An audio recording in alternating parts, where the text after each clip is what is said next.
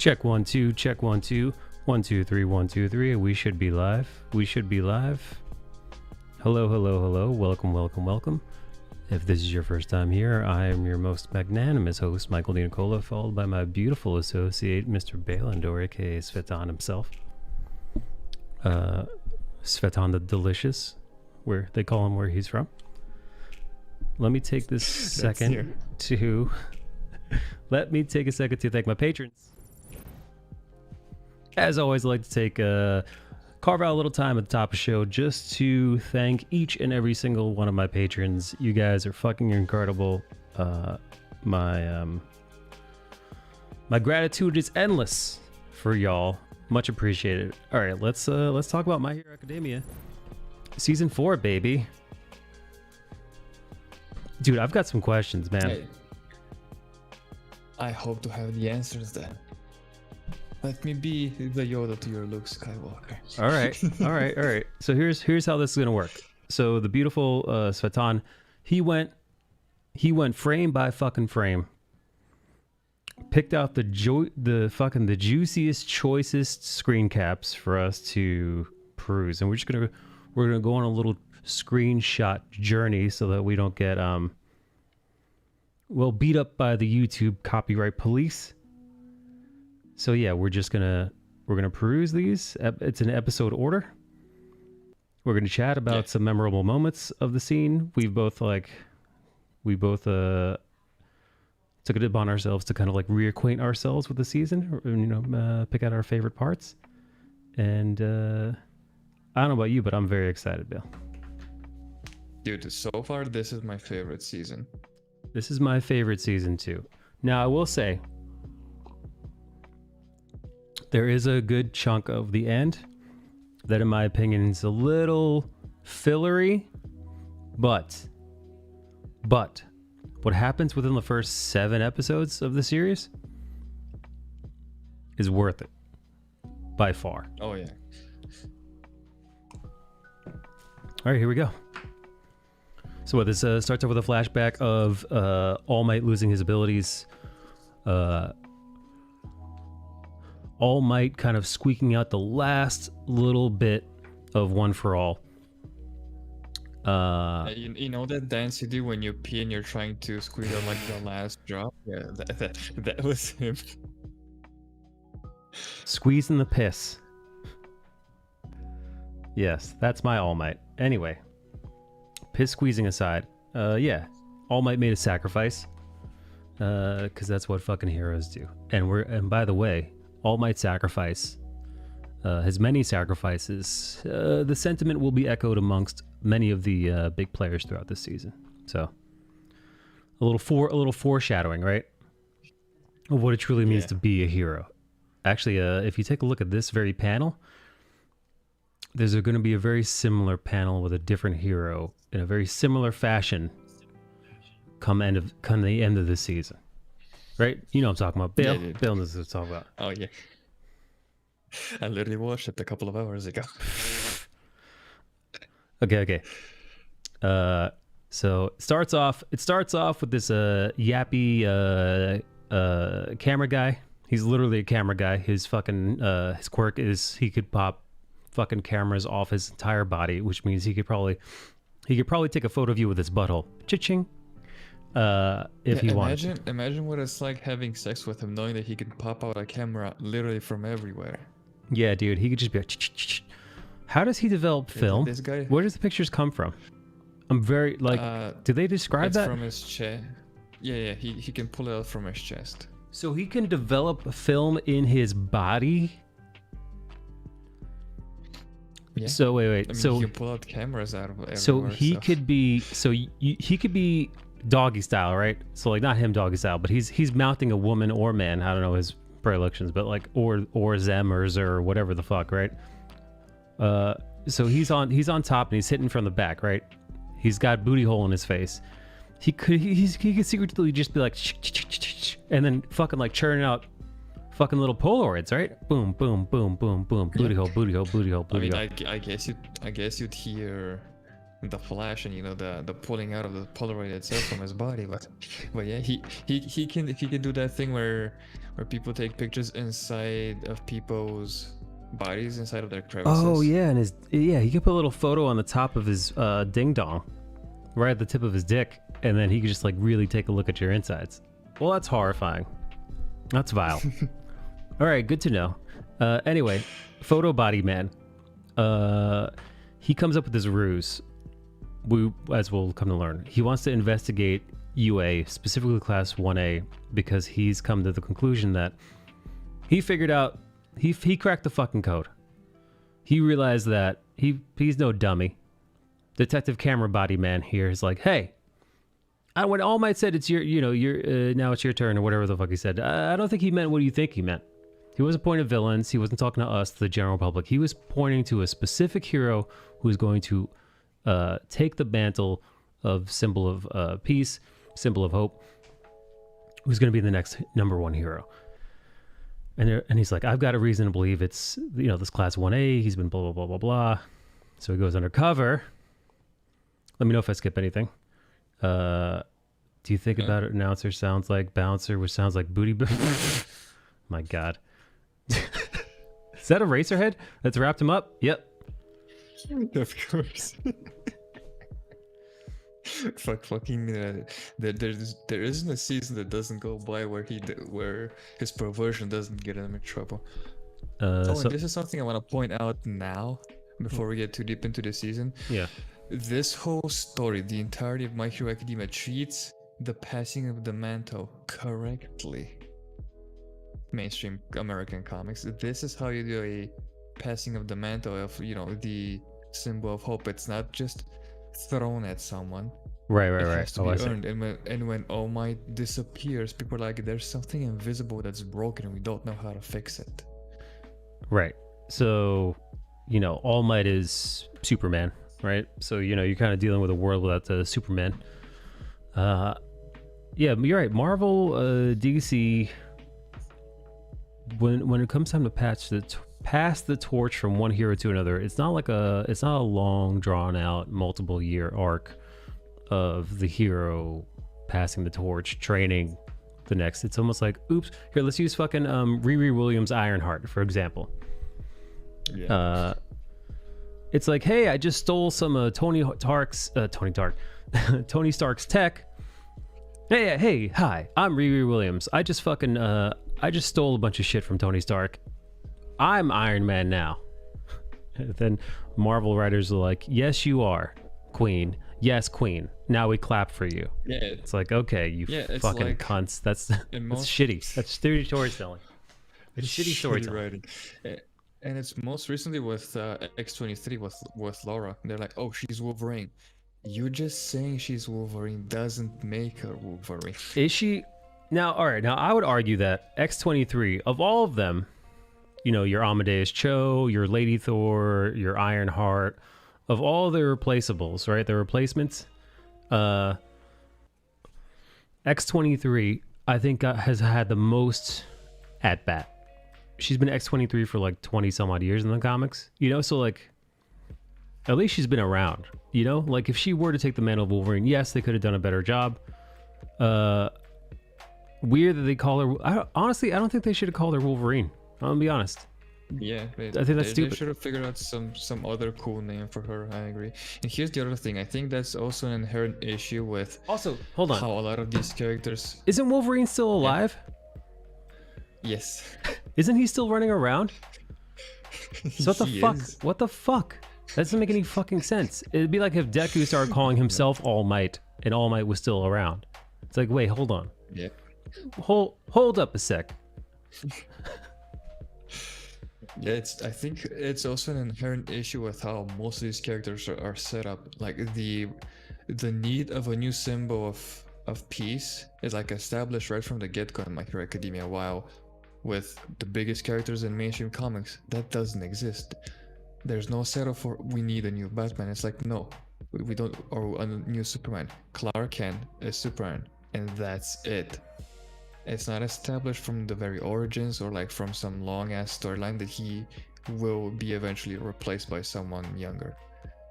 and I think that's where they shot themselves in the feet. Instead of making someone who in some imaginative future within the comics would replace, like, you know, a John Kent. He'd replace Superman like eventually, but you don't go there. I'll be honest, dude. I'll be Just honest, man. I haven't happiness. read a DC book in years, so I don't fucking I'm I just don't making know. an example of No, Superman but no, you're because, right. because, you know, All Might is Superman. All Might is It's Superman. not established that these characters will be replaced, unlike in My Hero Academia. Like from the very start, we see, oh, he's fucking hurt, and he's like, you know what, I need a successor. I see what you're saying. So like, you're right. The beginning of this season of the show, the beginning of the series, we come to learn that All Might is not, you know, All Might's at his twilight. He's not in his prime. He's not in his heyday. There's actually a hero who's on the way out, and he needs to find. You're right. So there's the whole arc versus like, yeah, but it is established in comics that there are certain stories told where heroes, you know, what happens when these heroes get old and they do have to pass the mantle on, right? Even heroes that might even seem to be immortal, like a Wolverine, right? You know, we've got storylines, you know, like the 2099 stories, or even Batman Beyond with Terry McGinnis. You know, it is something that will happen. It might not be the entire thing that the series is about, but I don't think there's anything inherently wrong with touching on what happens to these heroes, who takes the mantle once these heroes pass. I think it's fine. It just all depends on execution. And the execution doesn't seem to be all that great.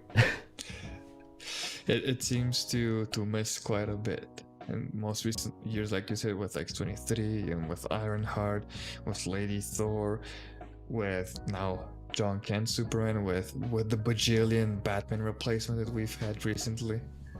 There's so many Batman replacements, man. So and Batman is still running around, which is like, what are you doing? Well, yeah. I mean, like, yeah, there've been I feel like all the Robins have done it. Fucking Azrael's done it. Commissioner Gordon's replaced Batman. I mean, dude, it's just, at this point, it's just boring. At this point, I don't Dick care. And Jason have also done it. Yeah. I think Damien's the only Robin who hasn't been Batman. Oh no, so Damien's far. been Batman. I think Grant Morrison wrote Damien as Batman. You could look it up. Oh right, there was this future storyline where he's like a Batman with a collar. I think. Yeah, that's he's a collar and he's like smaller. He's like short. Yeah. So there you have it. No, this is old. It's old hat at this point. My problem isn't that them doing it. Them like, okay, who's gonna take up the mantle? It's that it's not like, it doesn't grab me. It's like, oh, okay, guess what? The hero is being replaced. It's like, okay, all right, so we're rehashing that idea. Well, what else you got? It's like, well, he's also gay. And it's like, who cares? Because Superman's heterosexuality really fucking didn't mean a whole lot to begin with. Like, yeah, sure, it was a part of himself, but like, it's not a selling factor. Yeah, it wasn't. Yeah, it wasn't a selling factor. It wasn't a driving force in the story. It's like Batman. What about him? Oh, he's a vigilante who is fearless and craves death. He embodies vengeance itself, and his parents were murdered before his eyes, forever scarring him, irreparably. And also, he's straight. He's heterosexual. It's like, what? Why would you put that in there? Who cares? And he's a little bit into BDSM because he's wearing a bat suit and fucks a chick in a cat suit. Yeah, no, it's dumb. It's like, who's his nemesis? The Joker. It's like he's an agent of chaos. Sometimes he's a mobster, sometimes a trickster or clown, but he's vicious, he's relentless, he is without mercy, he is unpredictable, and also I think he might be heterosexual or asexual. And it's like, who cares? What the fuck does this have to do with anything? But like, yeah, no. But like, yeah, it's like, all right, well, he's John Kent and he's Superman's son, and he's gonna replace Superman. It's like, what else you got? He likes dick a little bit too. He likes dick and pussy. No, say it isn't so. Please, I can't wait to buy your book. You know what's the stupidest thing about that issue is that a few months ago I was doing a review of a Superman or an action comic, one of the two. I think it was Superman. And John was talking to Damon and he's like, I'm supposed to be my father's, you know, I'm supposed to be like Superman, but I can't be because Superman isn't just something, it's him. It's my dad. Like I can't be Superman. He was struggling with the same thing Deku is. It's like, you know, the burden of, it's not destiny, what's the word I'm looking for? You know, being the next big guy. He's like, I don't know if I can do it. I don't know if I should do it. And that was like a couple of months ago, and I was like, yeah, that's how you fucking do it. That's how it is. That's what you should be. That's the story you should be telling. And like a few months later, it's like, oh no, I'm the new Superman, and I like sucking dick. And I'm like, well, where's fucking editorial? Where is your leadership? And how do I fire them? Yeah. Meanwhile, you know it's what? extremely frustrating. It is. I gotta throw my hands up. Back Back where good stories happen. Yeah, and the reason I took that Midoriya screenshot beforehand is that this series takes every chance to remind you who each character is and what they do, and like the shortest amount of possible. Like Midoriya, he has speed and strength. Fucking Mineta, he's a pervert. Yaoi Yorozu, she uses every chance to show off her boobs because that's how her power works. And yada yada. She's got great fucking titties. All right.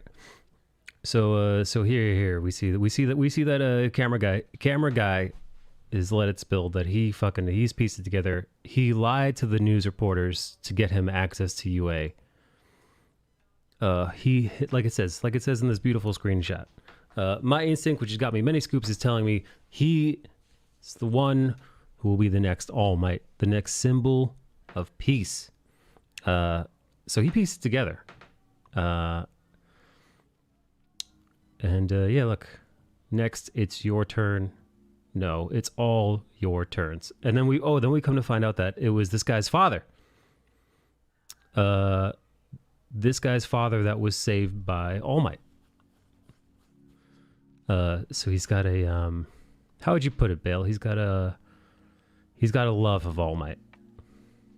Yeah, I mean, a love, appreciation, and most importantly, gratitude. Yes. The man saved his dad. There you go. So he's... Oh, fuck. I actually forgot he took a screenshot of this. Or fucking screenshot. A body shot. Body cam shot. Yeah. That you were All Might's successor. Yeah, he's an actual journalist doing actual journalism for once. Must be and nice. The best thing about this character...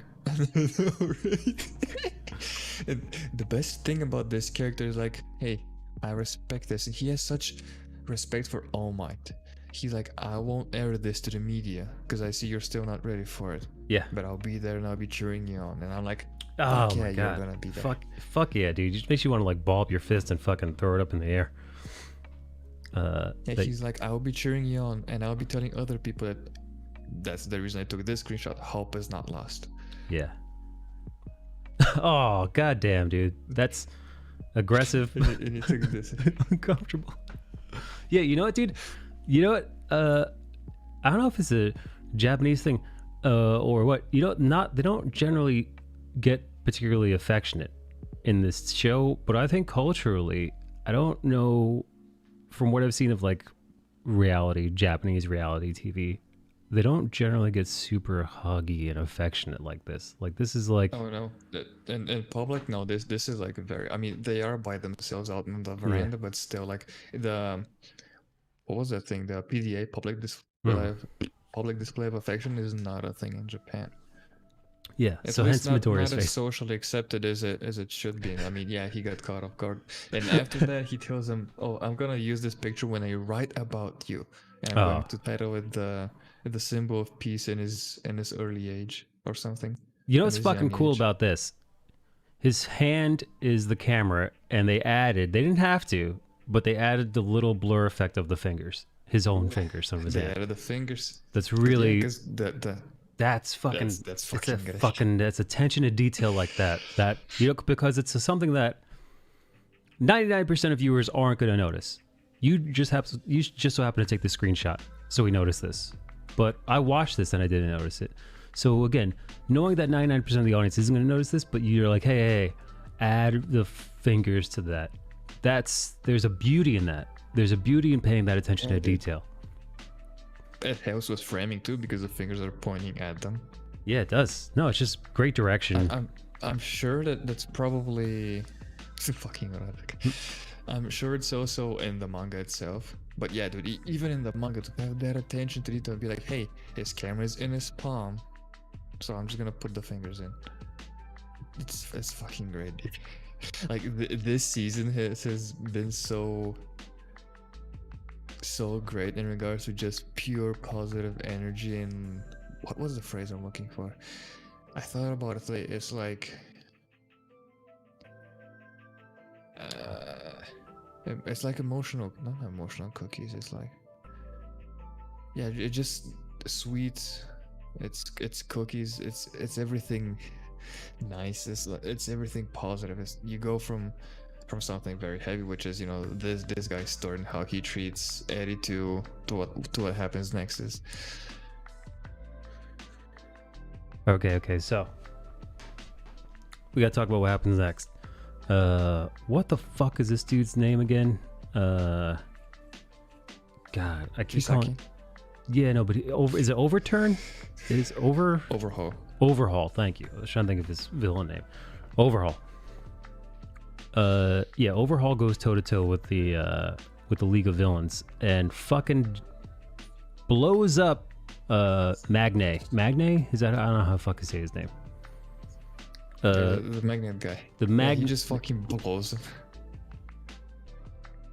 With just a touch of his finger, he explodes his body, and we realize that his powers are, oh god, how do you he could destroy and recreate things.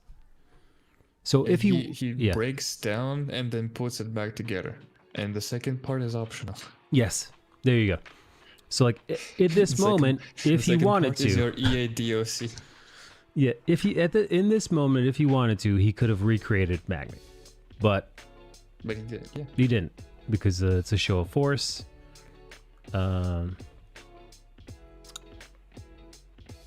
Yeah, he goes up. He you could say, you know. Also, I don't see a screenshot for it, but he did also take Compressor. Is that the guy's name? The fucking magic ninja guy, ninja balls guy. Took his arm. I had the screenshot, but I deleted it because I thought it was getting a bit more dense. But yeah, he took his arm. He took his fucking arm. Hey Pinky, have you watched this season? Yes. Oh, so at this point, Midoriya is going to be what do they call this? Well, Midoriya is going to be training a little bit with work study or internship. Yeah, one of the two. Yeah, he's going to be interning with Night Eye. Well, All Might's former sidekick, Night Eye, which is, as we'll come to find out, complicated, because there's some bad blood there that we don't know about yet, unfortunately. I'll be honest, when I first when Night Eye first was introduced, I kind of didn't care for him. He was just someone who was very crass and very particular.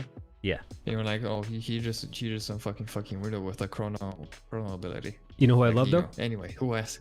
Togata. What do you? Yeah, he's fucking awesome. I love him. Yeah. He's this bundle of positivity. It comes to our knowledge. We discovered that Togata isn't just a great hero and a great person. Night Eyes had assumed that Togata would be the one who would inherit One for All. And him meeting Midoriya completely derailed that plan, to Night Eyes' dismay, to put it gently. Yeah. He kind of slightly disagrees with the decision. Yeah. Oh, this is Bubble Girl. Is that her name? With the under titty? Yeah. Excellent. Yeah, it's her failing to deliver a report in a humorous manner. Yeah, dude, this is fucking weird. This is a fetish thing, by the way. I know. Yeah, no, as part of like a weird niche of like BDSM, they have things called tickle chairs where they lock you in and they tickle you. Yeah, man. You pee your pants. So weird that like one, her pants look unbuttoned. Two, fucking like 2/3 of her fucking lower titty is showing, and three, well, she's being shackled. Four, she's being tickled. There's a lot going on. It almost looks like no, all right. For a second, it looked like she had something in her mouth too. That's just her little bubble things. Love this scene. Yeah, I mean, Night. I know, right? And Night does believe that there should be a world filled with humor and laughter. Otherwise, there's no future for it. But we will go back to that sentence in a bit. So I love this kind of like All Might fan worship jam. Yeah, dude. Like, we find out that even though they had their disagreement, he is still like an uber fan. He's like, no, his wrinkles are like 2 millimeters off. Stupid! Yeah. How dare you? Yeah, How dare you 0.6 pull centimeters. off an incorrect reference? Yeah, but then Midori explains that there was a very specific. This is a very specific face that All Might made during one specific rescue with a quirk that involved vinegar. It was very fucking crazy, and we'll see that All Might love come to play. We realize Night Eye's power is if he touches you and looks at you, he can predict your emotions for the next however long, 24 hours, I think, something like that. He could see what you're going to do. So of course he has Midoriya try to take this little stamp out of his hand in order to gain the internship. Midoriya does his best, but Night Eyes knows that Midoriya can't do it because he can literally predict each and every single one of his moves.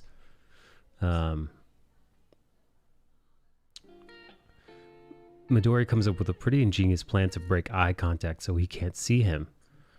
And upon Midoriya's failure, Sir Night Eye looks around the room and realizes that Midoriya, while hatching this very complicated, very clever plan, he managed to miss every single one of the rare All Might posters as to not damage them. This is after All Might. This is after Night Eye said that he has permission to destroy everything in the room if need be.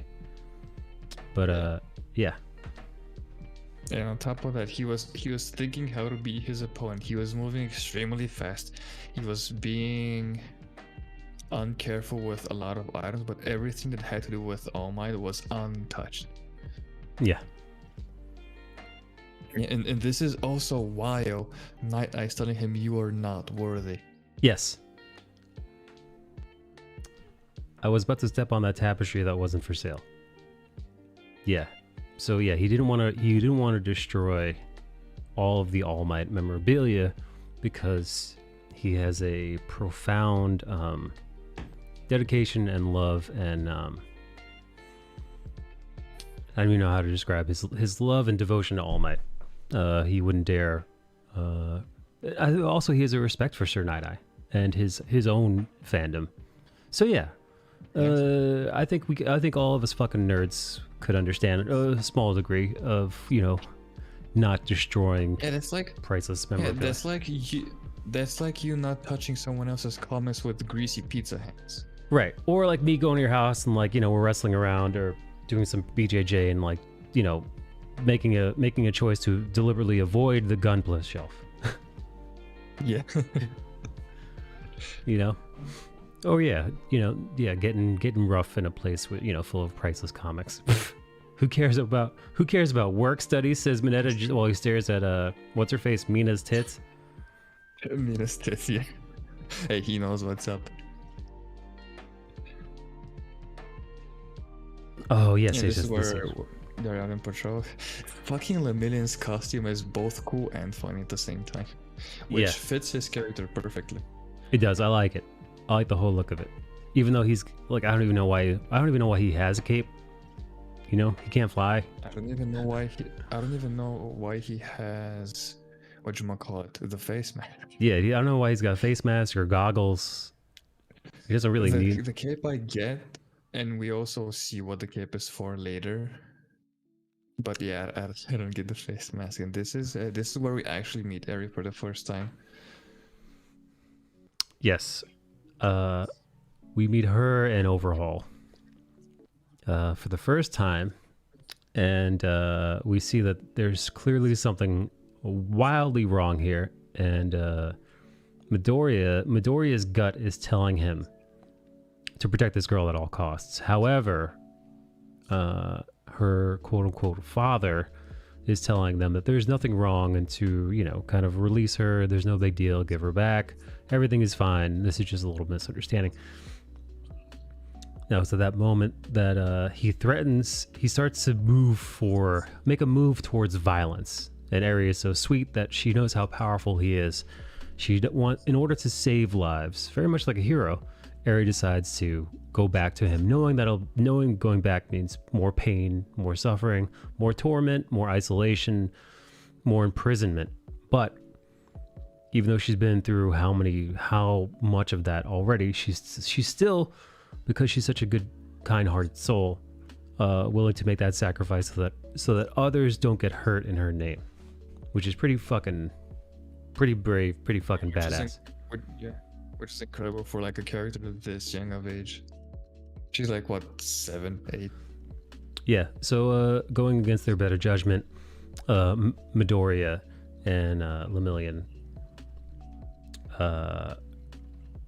they let her go.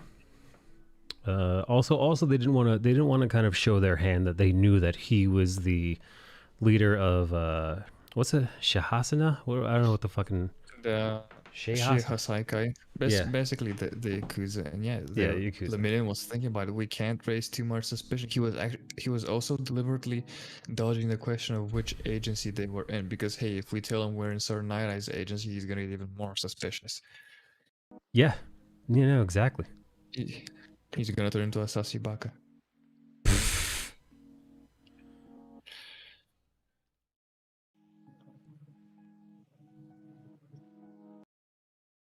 Okay, let's see. Yeah, this is them being beat up from the extra course they have to take for their provisional licenses. That's right. And Midori, meanwhile, can't keep it together. Oh, I took this screenshot deliberately, and I wanted to ask you: does this pose look familiar? Not the running one, the other one. I was gonna say this one reminds me of the Flash. This one reminds me of. Just running, but this. I'm gonna say this is a very Bakugo pose, no? Yeah, but also add a set of claws to his hands, like Oh. a set of 3 claws. Oh, Wolverine pose? Yeah. Yeah, dude. That's pretty Yeah, that is pretty Wolverine. Maybe you bring up the camera a bit more, but yeah, that's classic Wolverine pose. And, I mean, Kohei is a fucking comic book nerd. It's obvious we're gonna see shit like this.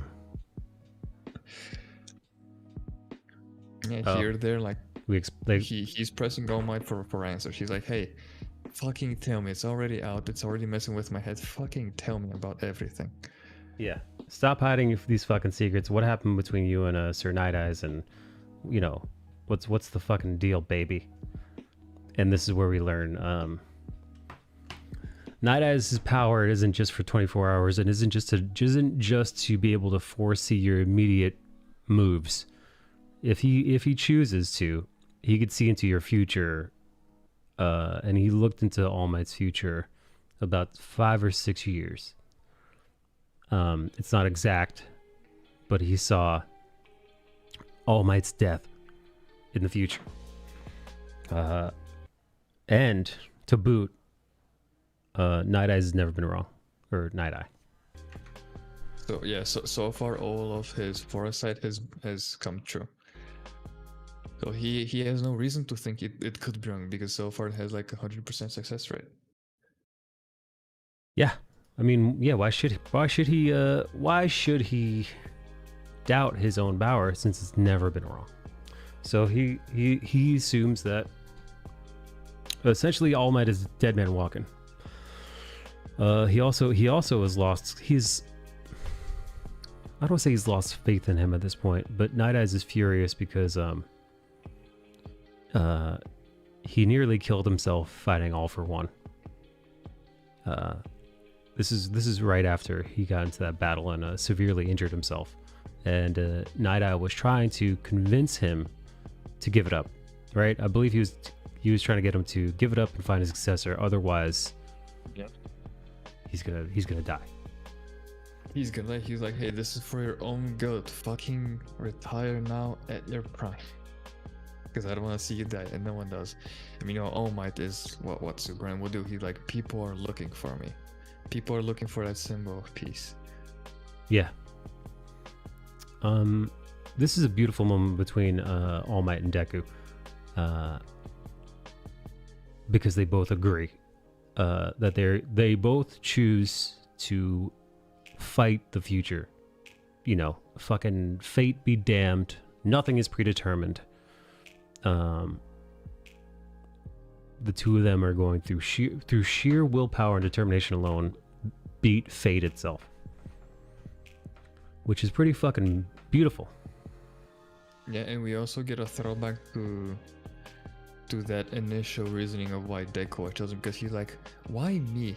And not Togato, who is so far ahead, and he's like, well, before I even got to meet Togato, that thing with Bakugo happened, and you, timidless, quirkless, were the most heroic of everyone. So it would be plain wrong if it wasn't you. Yeah. Love it. Oh, dude, so this is what I was talking about, man. Dude, this gave me fucking Attack on Titan vibes. Yeah, that's why I took this screenshot, because that fucking thing moved exactly like a Titan. It moved like fucking Jaeger. Titan Jaeger. Especially with the big mouth and teeth. Also, this character is one of my favorites. I fucking forget what her name is. I know it's Surge, right? Is it? Yeah. Her hero name is Surge. I keep forgetting her actual name too. Yeah. Was it Nejire, I think? Yes, so we see the powwow between the League of Villains and the fucking Yakuza. And, well, it doesn't exactly go swimmingly. But I believe they come to terms. They come to some sort of a frenemy agreement where, yes, like, okay, truce. I'll show you yours if you show me. I'll show you mine if you show me yours. Yes, but Shigaraki isn't the kind to forget and forgive. Oh, hey, this is one of my favorite heroes of the season. Old Fatso here. Fat Gum? Yeah, Fat Gum. He's hilarious. And now this is the other big three member, but and his powers are incredible. I forget his fucking name though. Sun Eater. Sun Eater is his hero name, and I keep forgetting their civilian names. Also, how cool of a character name is Sun Eater? Sun Eater's fucking no, that's incredible. Let's see. Wait, I think I found it. It's Tamaki Amajiki.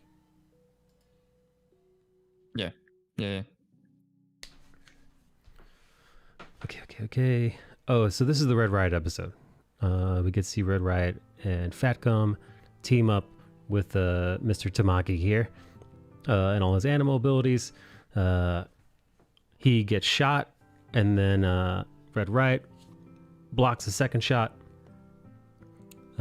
He goes to combat this shooter, who then fucking pounds a fucking energy drink, a fucking superpower serum, a superpower power up for quirks. Yes, quirk meth. A power up drug that super like turbo boost your fucking powers, and it does it to this guy. And there's this beautiful kind of there's a beautiful moment here. I think he has a flashback scene, and then he pushed to his limits. He realized that he could push his abilities to the brink and kind of create this like super hardening form, which is damn near indestructible for about 30 to 45 seconds, something like that. It's so hardened that his everything in his body is creaking. And also in that flashback, I noticed something extremely interesting. In that flashback, Bakugo was talking to him. No, he was giving him that, my boy pep talk. He was talking in a normal tone. He wasn't screaming, he wasn't yelling, he was just talking normally with his voice. And he only does that when he's talking to the kids later on and to Kirishima. Like everyone else he's screaming at, but not towards Kirishima. Interesting. I wonder why he respects him. Because,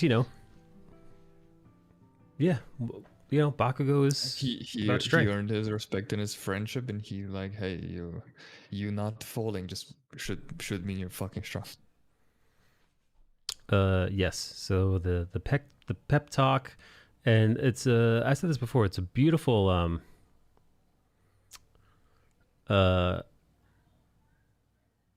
there's a beautiful moment where you see a kid whose abilities are pushed to the absolute extremes, who is digging deep to get better, versus a person who just took a shortcut, a person who just pounded some illegal substances to give himself also kind of a supercharge to reach his abilities. But one is will and practice and determination, and the other is just a cheap trick. And it's kind of awesome how he's able to overpower him.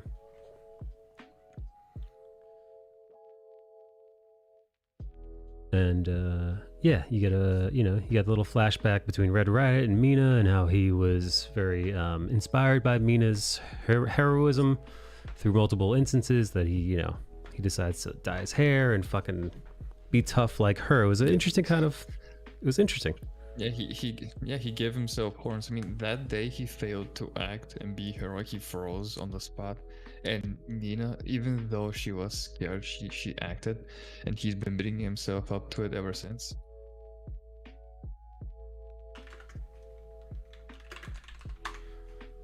Yeah, no, it's really fucking cool. I like that all these heroes end up pushing each other. Shay Hasakai. Isn't that how camaraderie and friendly competition works though? If you want to get better and you care about your boys, don't you want them to get as better as they can as well? That's also something that drove Image Comics to begin with. Like, they were super competitive with each other, and that made them better. Yeah. I think friendly competition leads to some of the best, and that some of the best achievements, and that goes across the board. So I'm not just talking about art. I'm not just talking about superhero training. I'm not talking about writing. I'm not talking about Brazilian Jiu-Jitsu. I'm not talking about, but all of those things. When it comes to pushing yourself and getting better at something,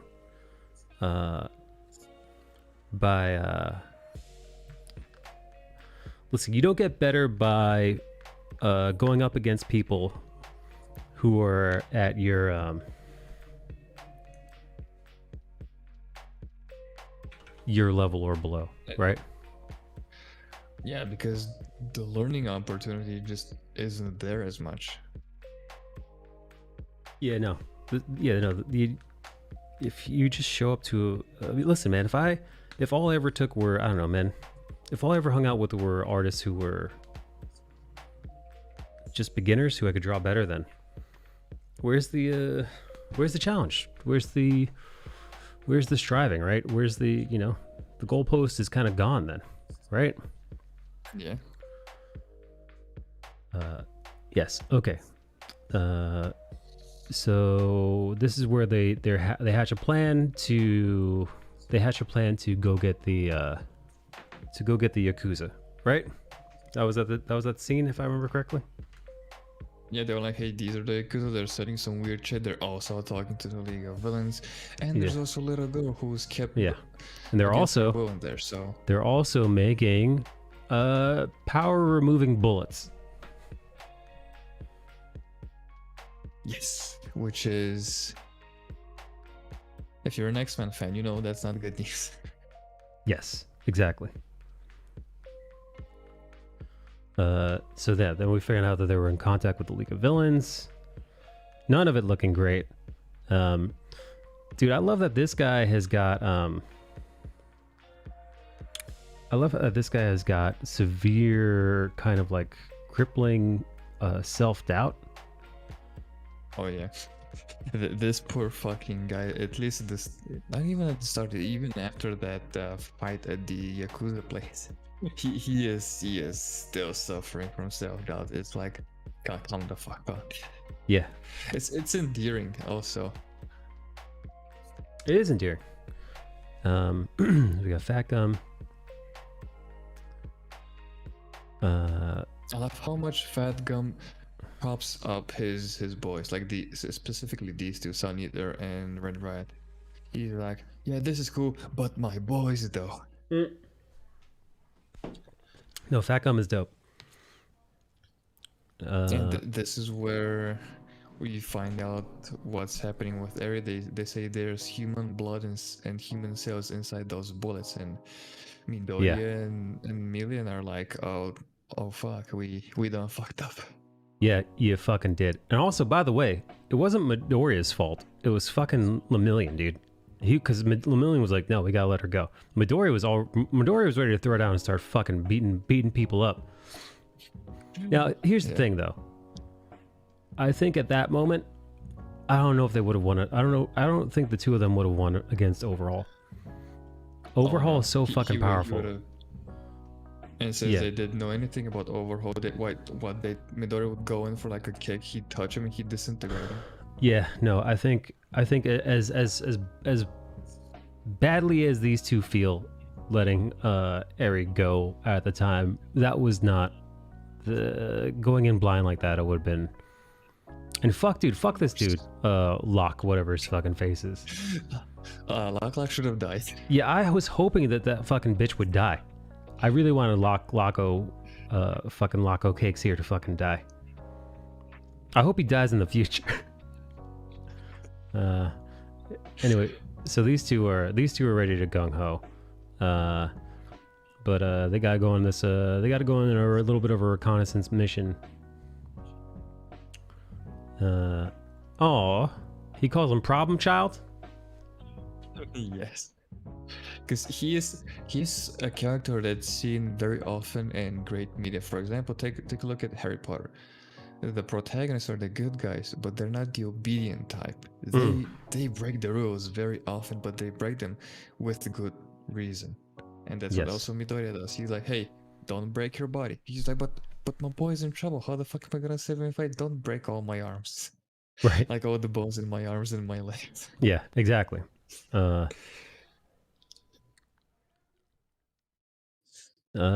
we got more training, them trying to get to the bottom of where the villains are hiding. But then in the end, it turns out that it's Sir Night-Eye. It's Sir Night-Eye that figures it all out.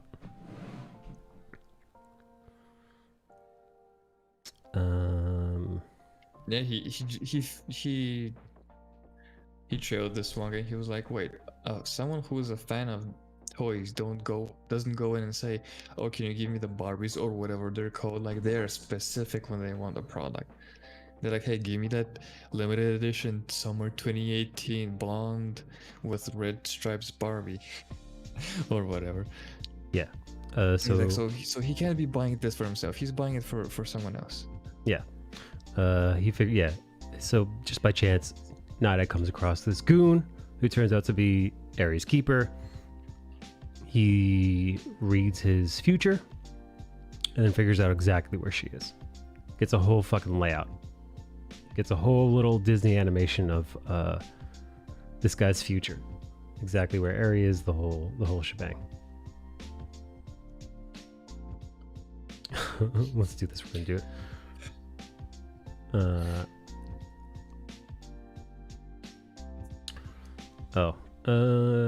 This is where they decide to charge the villain complex, which is essentially Yakuza headquarters. I don't know if you want to, I don't know how you want to phrase it. Oh no, that's basically Yakuza HQ because they're like, if not the last, among the last of their kind. They're like a protected species at this point. Yeah. Which I don't know why you'd protect the Yakuza, but Japan be weird. Yes. So,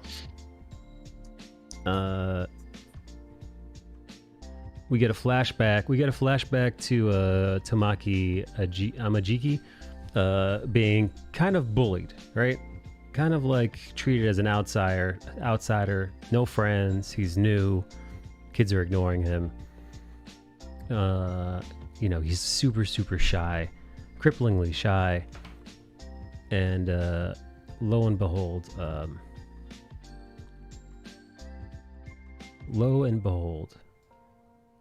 Meteor to the rescue.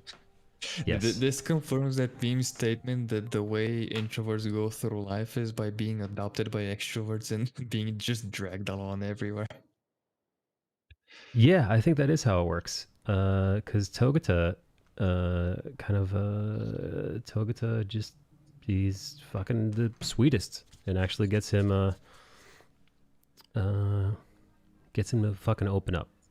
It's really beautiful. He gives him the name, but I think that's a bit further in the story. Yes. So yeah, they go through. Another of the villains just starts putting up wall. We see someone injecting liquid substances for yet another power boost. This fucking centipede guy caught me off guard when I first heard his voice. I don't know what's it like in the English dub, but in the Japanese dub, it's like very, I think it's like helium high pitched. Like you would not expect a centipede to talk like that. I honestly can't remember what his voice sounded like, but it must have not. It must be different enough that it didn't throw me off. But we see that he takes fucking crystal meth, superhero crystal meth, and then his ability is to control things that he's a part of. Is that how it works? Like he goes into the wall, he becomes the wall, and now he can control the walls. Yeah, I mean his name is Mimic, so when you think about D&D, what mimics can do, it's basically that. Yeah.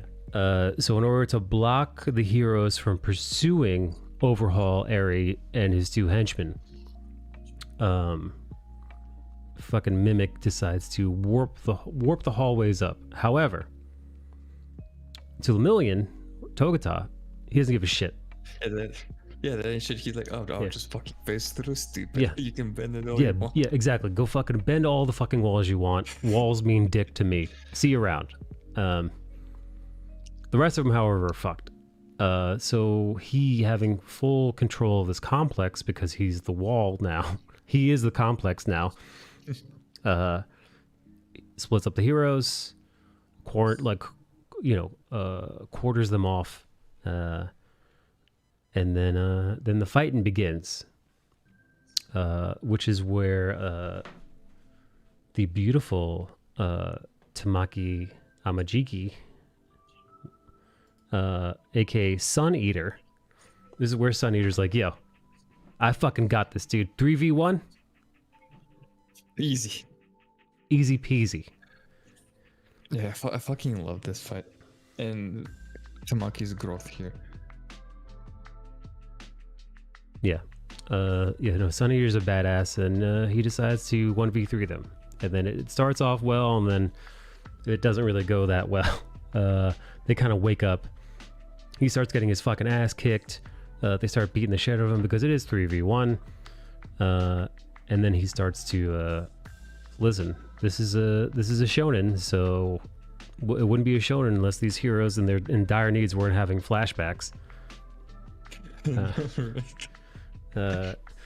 So yes. So Here's the thing though.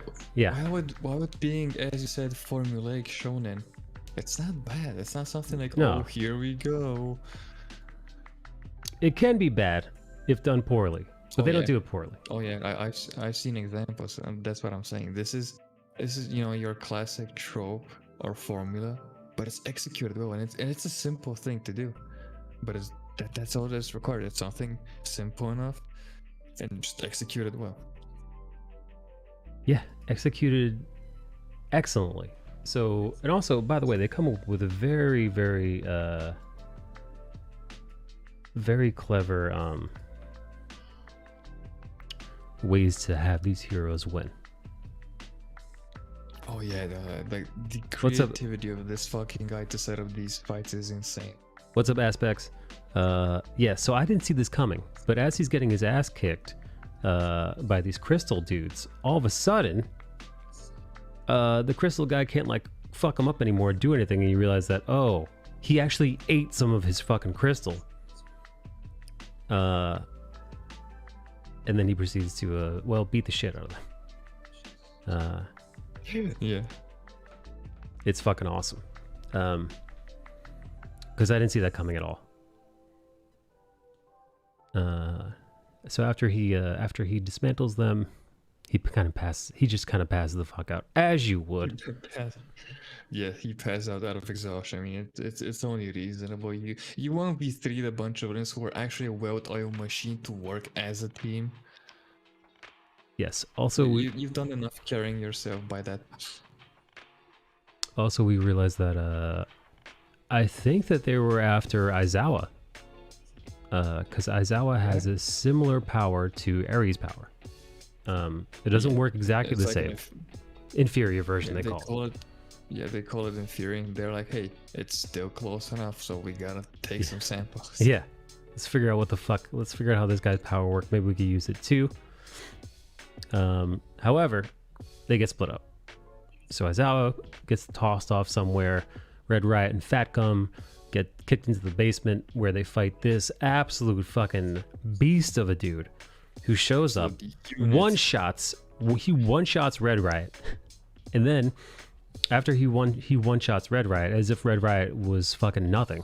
After we just saw Red Riot get strong as shit, this dude didn't give a fuck. Red Riot went super hard mode, and then this dude just punched him into next week.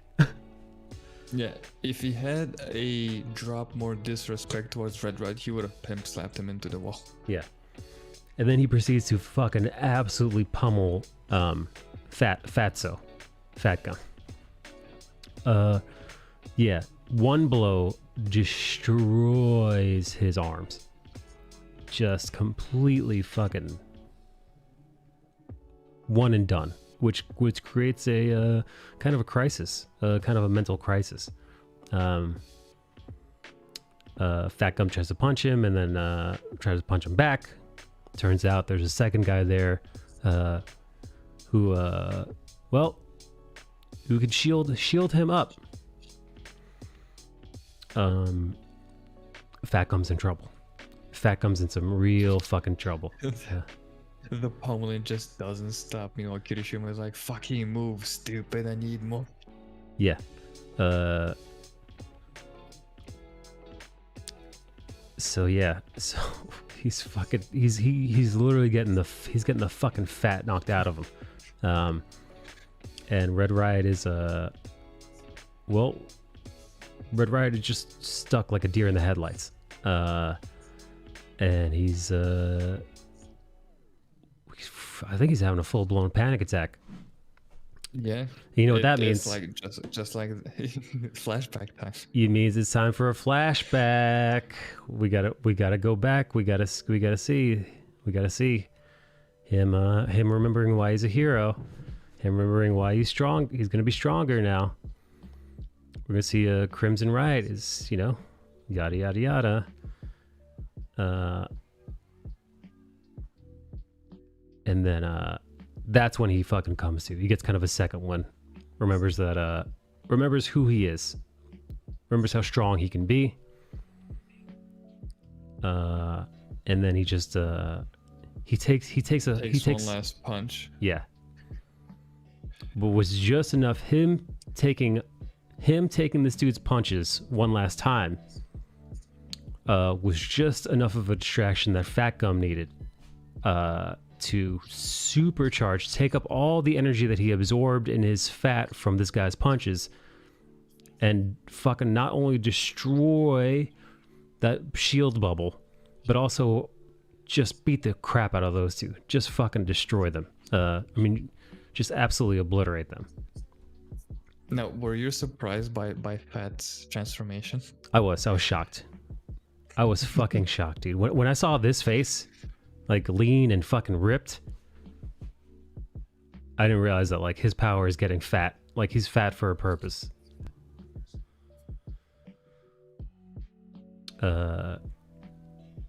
Yeah, so here we see some beautiful villains, Toga and Twice doing their thing, playing double agents actually, because the Yakuza thought that the League of Villains was playing ball and that they had kind of loaned them some henchmen for this op. Turns out that was not the case. It's all bullshit.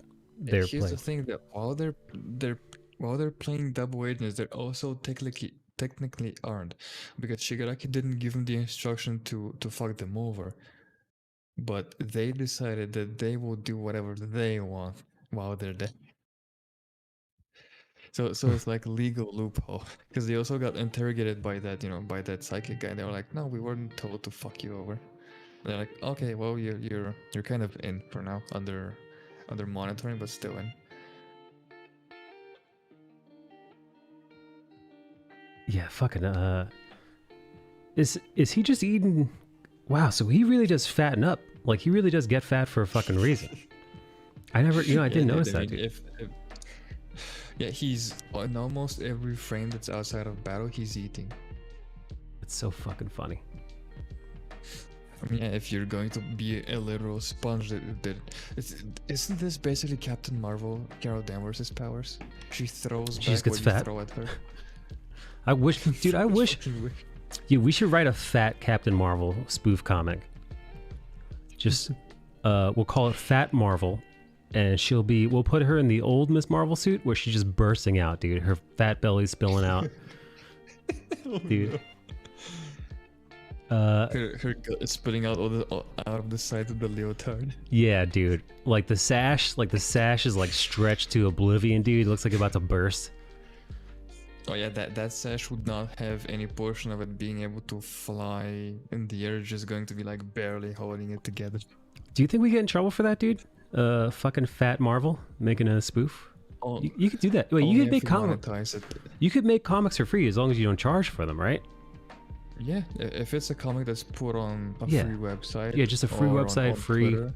Yeah, no paywall. Because Danny Warren Johnson posted, he drew some like Star Wars fan comic, like I think it was early this year, that just fucking blew up, and he didn't get in trouble because John fucking Byrne is still doing, I think it's John Byrne, yes, he is still doing his X-Men on his website for fucking free. Oh, that's awesome. So if you want to read good X-Men, just go and fucking do that. Awesome. As long as it's free, you can do whatever. Good to know. Okay. What's up, Yoji? Does Yoji watch My Hero Academia? What's up, Dorko? Yeah, so this fighter guy's a fucking animal. Even though Fat Gum knocked him into next week and he could barely stand up, he still wants to fight.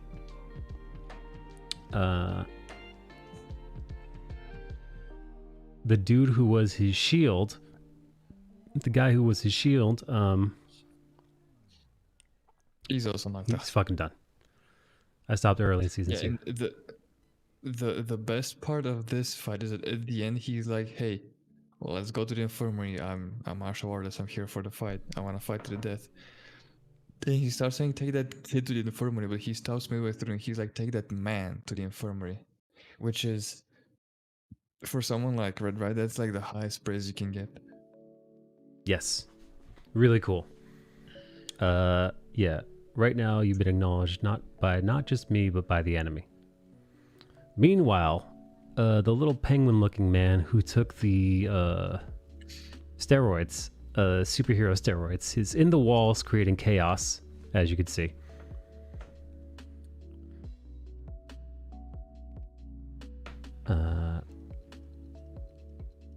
Oh fuck. That's right. Yeah, yeah. We get a little backstory to who this fighter guy is and how he ended up with these how he ended up with the Yakuza. He ended up with the Yakuza because he was a fighter. He was a fighter who well, he was undefeated. So then Overhaul shows up and is like, "I'll beat you." And he's like, "No, you fucking won't." And then he proceeds to blow him up again and again and again. Blow him up and then reassemble him, because he could disassemble and reassemble things at a whim. So that's what he did to this fighter. Meanwhile, Deku's smashing through wall after wall after wall in order to catch up with Eri and them. This is where I was rooting for the bad guys. I was rooting for Toga to fucking murder this guy. I fucking hate Lock Daddy. So yes, I too was rooting for Toga to kill him. Because fuck this character. This character is shit. Also, like, what? He can lock down things. He couldn't even lock down. He couldn't lock down the walls enough to actually have any. You know, this guy's fucking useless. He runs around with like a wooden board for like a step that he locks in the air, so he can traverse, ground more. Fuck off. His power's dumb. He's dumb. I'm glad he got stabbed. I'm glad Toga actually beats him, by the way. Yeah. So Twice did a duplicate of Toga, which is really clever, by the way. Twice duped Toga. So then when he beat fake Toga, real Toga was on his back stabbing him in his guts. And then transforming into him. But of course, she's found out. I think is it Aizawa that nullifies her power? Yeah. And she's yet again fighting tits out. She's fighting with her titties out against Midoriya, which is not the first time she's done this with Midoriya. Oh, I'm so happy to see you again. So happy, she says, as she's stabbing it. Oh, by the way, guys, I did some fan art. Perfect time to showcase my art to y'all. So I did my own little Toga fan art, and I gave her a little heart. I gave her little hearts. Her little blood containers there. I didn't give her the scary face mask thing because I think that would have been too busy underneath her face. Well, I think it would have been confusing. And I also that's a good call. I also changed her shoes a little bit. I don't like them little slippy, weird leathery shoes. So I just kind of turned it into one boot thing. Anyway, aside from that, Toga. All right, anywho. Izuku, I'm so happy, she says as she's trying to murder him, which is interesting. It's very interesting because Aizawa has nullified her power, so she can't transform into anyone, but she's still deadly. She's almost like she's almost like Mystique in her hand-to-hand and she's pretty much Mystique. Yeah. Her aerialism. So like just because very much like some heroes who will be depowered. Just because they don't have powers doesn't mean that they are powerless. Yeah, this is a very interesting spot where fucking Aizawa swiped at her with a knife. Yeah. Even though she's like Midoriya's age. Yeah. He is fucking ruthless. Yeah, well, he knows how fucking deadly she is. Which is, by the way, respect. You know? He's not treating her with kid gloves. Yeah, she's a full-blown murderer. Oh, he cut her too. Nice. So yeah, we got some flashback as to the League and the Yakuza joining forces. Get a old Night Eye here, dodging all these punches and whatnot from what's his face. Yeah, how fucking strong is Night Eye and how strong are his fucking support items? Because he fucking beat the shit out of the Rappa copy. Yeah, he really did. He handled him really easy with those little stamp things. I have no idea how he did it though. Now he fucks up with Twice by ripping his mask, right? He rips his mask and then Twice Yeah, Twice starts going crazy. without his mask out. And this moment created a lot of shipping between Twice and Toga. Well, Twice has got some kind of Twice is a love for Toga. I don't know what the nature of that love is. In my head, I assumed it was more familial love and not romantic love, but that's just me. Probably, but he does say a bit later, like, "Oh, do you do one of his personalities says, oh, do you want to kiss?" Oh yeah, that's right. You're right. I forget Twice isn't one single entity.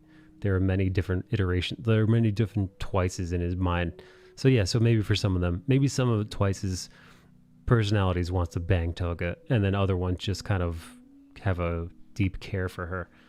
But well, the other thing is he's fucking crazy. So I know, right? So to take everything he says with like a giant container of salt. yeah.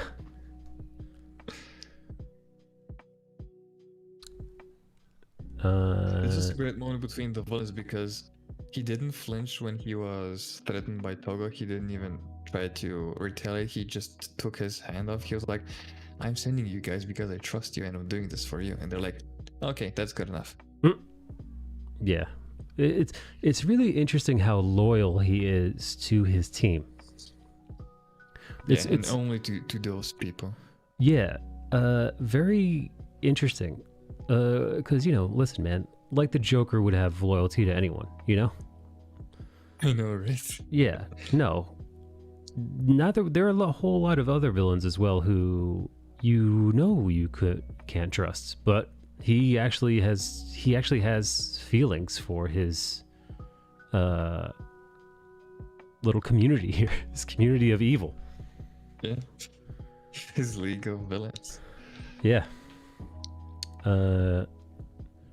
This fucking part was funny because Toga and Twice realized they were in trouble, and Toga's like, you know what, let's just fucking roast the Yakuza and just make the wall guy go batshit insane. Yes.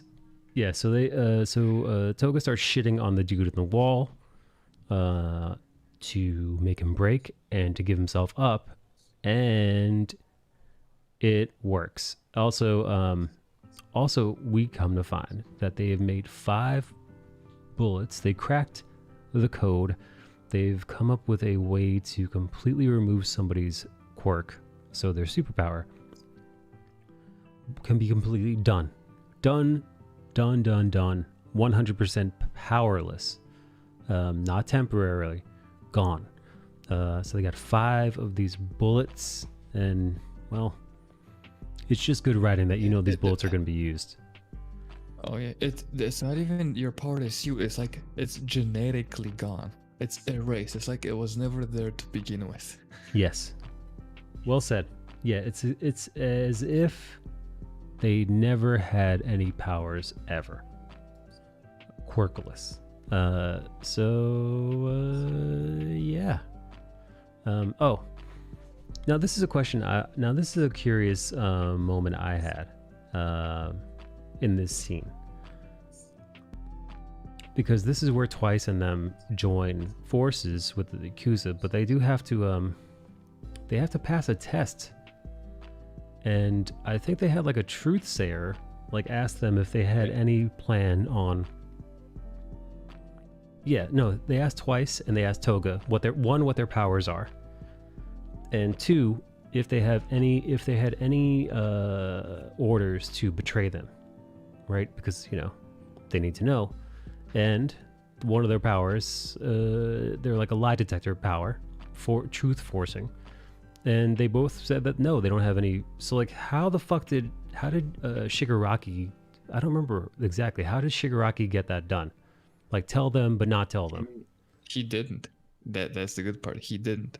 At the start of this, even at the end of this conversation, they're like, "Hey, we just want to do what we want." That's the legal loophole. Because doing what they want changes depending on the situation, like we see. Right. Because if they just want to skedaddle and use the Yakuza as bait, it's not something that's predetermined. It's something that came up right now at the moment. I fucking love that. Right, so Shigaraki didn't give them orders to betray them, but if the opportunity arises, right, they're just gonna do here. Shigaraki's like, hey, you do you and enjoy. This is not Walk around and find out. these are not instructions to betray them. You just do whatever you like. Gang. Be useful. Be yourself. Yeah. Dude, isn't it crazy that this little penguin guy, once he takes the serum, once he starts smoking that crystal meth, he gets regular size, like buff and like normal. Isn't that fucking crazy? Yeah, I mean, yeah, I don't know how his powers in regards to his own form work. But yeah, he fucking takes that meth, and we've all heard about meth strength stories. Yeah, but like it's so crazy because I don't know, man. Like I don't know. I like it. It's weird, but I like it. Yeah, it's good. It's good. And also, yeah, And they knew from the start that he was like this gun ho defending the Yakuza's honor, so they knew that they can fuck with him from the start. yes. So they broke him easily. They easily broke him, and of course, he starts losing his fucking mind. Forgets about any kind of tactical advantage he has, and they immediately piece together where he is, where he's hiding, how he's been pulling the strings, and boom, and he's frozen, and Aizawa fucking, and then these two little scamps. These two are awesome. These two are hilarious together. Those two little scampos, bastards. Anyway, it's at this moment that Togata was the only one who was able to make it up to them. Togata was the only one who make it to them in time because he was the only one unencumbered by the walls. By whoever the fuck the little penguin man villain, this guy, screaming guy. I don't fucking know his name. Yeah, Mimic is his villain name, but Yeah, I sure. don't remember his civilian name. Yeah, so since Lemillion, his powers are he's Kitty Pryde, right? He's Kitty Pryde. He could just run through any old matter. He can make himself completely not translucent. Whatever physical translucence is, he can do that. Permeation. Yeah, permeation. There you go. Yeah. He can go whatever the opposite of corporeal is. Yeah. Incorporeal. Yes. So that was awesome. And all right, here we go. So the this guy with the beak and little feather boa, his abilities are he makes you drunk. Essentially, right? Yeah. He just messes with your equilibrium. Yes. Which is essentially being drunk. Yeah. But because Lemillion is a fucking badass, it doesn't really do much to him at all. He's like, ground? Dude, ground is cringe. Yeah. All my homies hate the ground. And this guy with the beak and farmer's hat here, or whatever, fucking evil fucking cowboy preacher type, he's the one that can make you tell the truth, right? Yeah. Yeah, he's Jordan Peterson. Yeah. So Jordan Peterson over here, that's his ability. And then he makes Togata fess up as to what his abilities are. So they figure out it's permeation. But again, Togata is a fucking hell of a hero. So neither. So there's a mistranslation here with the sub. He says Phantom Menace, which I think was a very good reference. Oh, Phantom Menace. Oh, that's funny. Phantom Threat. Yeah, so he quite fucking easily. He fucking whoops their ass. Yeah, he beats the shit out of them. They give him no issue. And then he goes right after fucking Overhaul. Overhaul, who narrowly avoids getting his clock cleaned by Lemillion. Lemillion, who's also trained so substantially that, again, his power isn't all that significant. His power is actually relatively low. But even with Bakugo, who's got a pretty great power, or even with Endeavor, whose power is just basically fire, right? Like none of them have like these like none of them are Superman, right? Like Superman has got everything, strength, flight, X-ray vision, heat vision, you fucking like freeze breath. Like he's got like some, invulnerability, impermeable. Like it's just like fucking Christ, man. It's not like one of them has one of those things, right? I like that in this world, you could have Kitty Pryde's power, right? Permeation or whatever you want to call it. And you could turn that if you work really fucking hard at it, if you refine it over and over and over again, if you hammer away at your ability and really learn to use it like it's second nature, you could become one of the best. Yeah, dude. Like Lemillion has such control over his power. He can put his hands through you and have his elbow touch your heart and nothing else. Yeah, it's really fucking awesome. It's really badass, really fucking cool. I love it. So we see him doing his thing. He does attempt to save Eri, to make up for what happened earlier in the season, which is where he and Midoriya let her go. Unfortunately, he's still very much outnumbered. So Overhaul starts going fucking crazy, and what would you say this? He's his ability. He starts creating. I mean, yeah, he starts rebuilding the ground around him. Yes, and it's pretty fucking. His powers now. His power. His power is batshit insane. Yeah. His power is fucking buck wild. Cause yeah, he could disassemble and reassemble and remake things at a whim. So yes, he's literally reforming the ground into these giant shards of rock. And as you can see, he's going for the kill. And thank God Lemillion has got control of his abilities, because these rock shards are going right through his vital organs while he's trying to hold on to Eri. So he's got such control of his abilities. His torso is impermeable, but his hands aren't. His hands are quite corporeal to hold. It's fucking crazy, right? So he's giving him some real fucking trouble. But he's in over his head.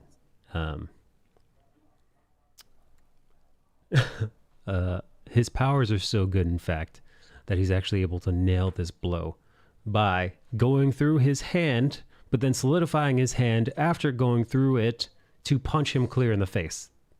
Really? Yeah, like Overhaul has to touch you in order to break you down. And Right. Lemillion is literally he's his natural predator in that regard. Yeah. No He's touchy like, "Oh, touchy. you want to touch? Yeah, you want to touch this? Cue the MC Hammer song. Yeah. So Yeah, Lemillion. and this yeah. is also where we see what a cape is for, right on this screenshot. A hero puts on his cape so he could use it to wrap up a hurting girl who's suffering and in pain. Right. So I was like, why the fuck are you wearing a cape, stupid? You don't fly. You don't use it to glide like Batman or Superman. You should, fucking Kitty Pryde doesn't wear a cape. You're fucking permeable. You're impermeable, or permeation rather. What the fuck? But I get it. Right, they kind of explain why he's wearing a cape. It's kind of beautiful. It's a beautiful sentiment. Yeah, it's true blue heroism. It's at this point, though, that the two villains earlier that he knocked the fuck out are coming to. And Overhaul gives the command to shoot. Shoot and stop Togata, but that wouldn't work, right? Because Togata is just face through. Impermeable. So what this evil fuck does, who looks like he's crying. While crying, he is crying because he is needed and he has devoted himself to his master. He decides to shoot Eri instead, knowing that Togata would take the hit. He wouldn't just willingly let a child get shot in front of him. He would sacrifice himself in true hero fashion, with a smile on his face. With a smile on his face. Like, dude, I rewatched this probably for like the third time, and it still got me. Yeah. Happily. Right? Happily, knowingly gets shot, losing his powers completely to save Eri. And we get a little flashback. I'll become a hero to save people too. And yes, with that, his powers are gone. However, like I said And earlier, just like you said Yeah. 5 minutes ago, just because he doesn't have a superpower doesn't mean he's powerless. which is amazing. I love that. I love that he didn't give up. I love that. Doesn't matter if he's got his powers or not. He's still a superhero at heart. So he fights on. Yeah, this is I don't want to say old school, but this is classical black on white, good versus evil. Yes. You don't need no moral relativity. You don't need no morally gray characters. It's as simple as you can set it up to be, and it's perfect and it's beautiful. And then you're gonna have all these writing hacks that are gonna be like, oh, but no, moral relativism. The villain is just misunderstood, and the hero is just a fascist. Like, fuck all of y'all, mainstream writers. You're all dog shit to me. You are writing hacks. You will never get anywhere near not even spitting this anywhere in the same universe as this. You You are know. a shame to the superhero genre. Oof. Bale letting him fucking have it, dude. I've been angry with this whole fucking day. Because every time I see something like, oh, well, my character is like, oh, he's a good guy, but he's evil. Or, you know, the typical, I think I shared this meme today where like, oh, in my story, the angels are the bad guys. I'm like, oh, well, okay, stupid fucking clappity clap. Right. Yeah, exactly. Yeah. Yeah, no, the good guys are the bad guys. Or no. Yeah. Or, you know, oh no, the good Batman guys. kills. Yeah, Batman because or better yet, no, the good guys, you know, they're not all good. They're morally ambiguous. It's like fuck off. And the bad guys are just misunderstood. Right. No. You should feel empathy and sympathy for the bad guys. You should want to be them. You should want to have that Joker Harley relationship. Fuck all of you. Well, like here's the thing, man. It's like I'm mad it's 3:30 and I can't yell, but fuck all of you. like I can get down for that kind of story if it's good, if in the right hands. For example, Joaquin Phoenix's Joker, right? We relate to that dude up until a point. Because at some point, he has to become the Joker. At some point, you're like, you know what? I get why he, you know, killed those guys, or I get why he stood up for himself. You're like, yeah, about time. But then at some point, he becomes the psycho clown. And at some point, you say, oh no. Yeah, at some point, you're like, oh no. He's a murderous, evil, psychotic clown, scary clown villain. And you go, no, okay. Right? But again, that was handled, in my opinion, very, very, very well. Oh yeah, that was skillfully done. That's not. I'm gonna say, man, there are a lot of writers out there who can't pull that off. Who like they want to write something like that. They want to write something like that. They fucking wish. On their best day, they couldn't. On their best day, they couldn't even approach anything close to that good as that, or as good as this story that we're experiencing right now. Yeah, and here's the thing. Even though Joker was pulled off extremely well, I still don't want to see it day in, day out. It's fine to get into that story every now and then because it's a great story. Yeah. But imagine if this is like for like let's say mainstream comics. This is month in, month out of just ugliness. Right. Because No. at the end of the day, it doesn't make you feel good. It doesn't connect with you. It's downright ugly. And meanwhile, we have this goofy ass motherfucker here who is willingly risking, he's throwing away his dream to protect the little girl he doesn't know. Yeah, it's true. And you're gonna tell me that black on white stories don't work and are boring? Fuck off, you fucking skillless cunt. Yeah, I fucking love it. it's pretty damn incredible, man. This is one of the most incredible acts of heroism I've seen in superhero comics in a long time. Because Yeah, I dude. think at its heart, to be a hero, and this is why Spider-Man is one of my favorite heroes, maybe even my all-time favorite, uh, is this. Uh, it's it's the sacrifice. Um, It's the willing and knowing self-sacrifice for in order to save the smallest life, as long as it's in danger. If someone is in trouble, you are there to put your life on the line for them. yeah, I mean, that's right in a nutshell. That's what it means to be heroic, man. It's easy if it's easy to fucking call yourself a hero if you have literally no skin, you know, if there are no fucking stakes. But Yeah, what if what's put on the line is everything, yeah. right? What then? If it's no skin off your teeth, it's easy to do it. But Right. So when you yeah, can literally lose not just your dream and who you are, but your life, then when there's actual stakes, then it's then that's good. yeah. But if you can be revived just like a plant, then that's meaningless. Which leads us to this part. Lemillion fights his fucking hardest and is well impaled. Um, he takes a gut shot by one of these rock things. Finally, uh, uh, and it looks like curtains are up. It looks like the curtains are closing for Lemillion, and it's at this moment where Midoriya shows up. Uh,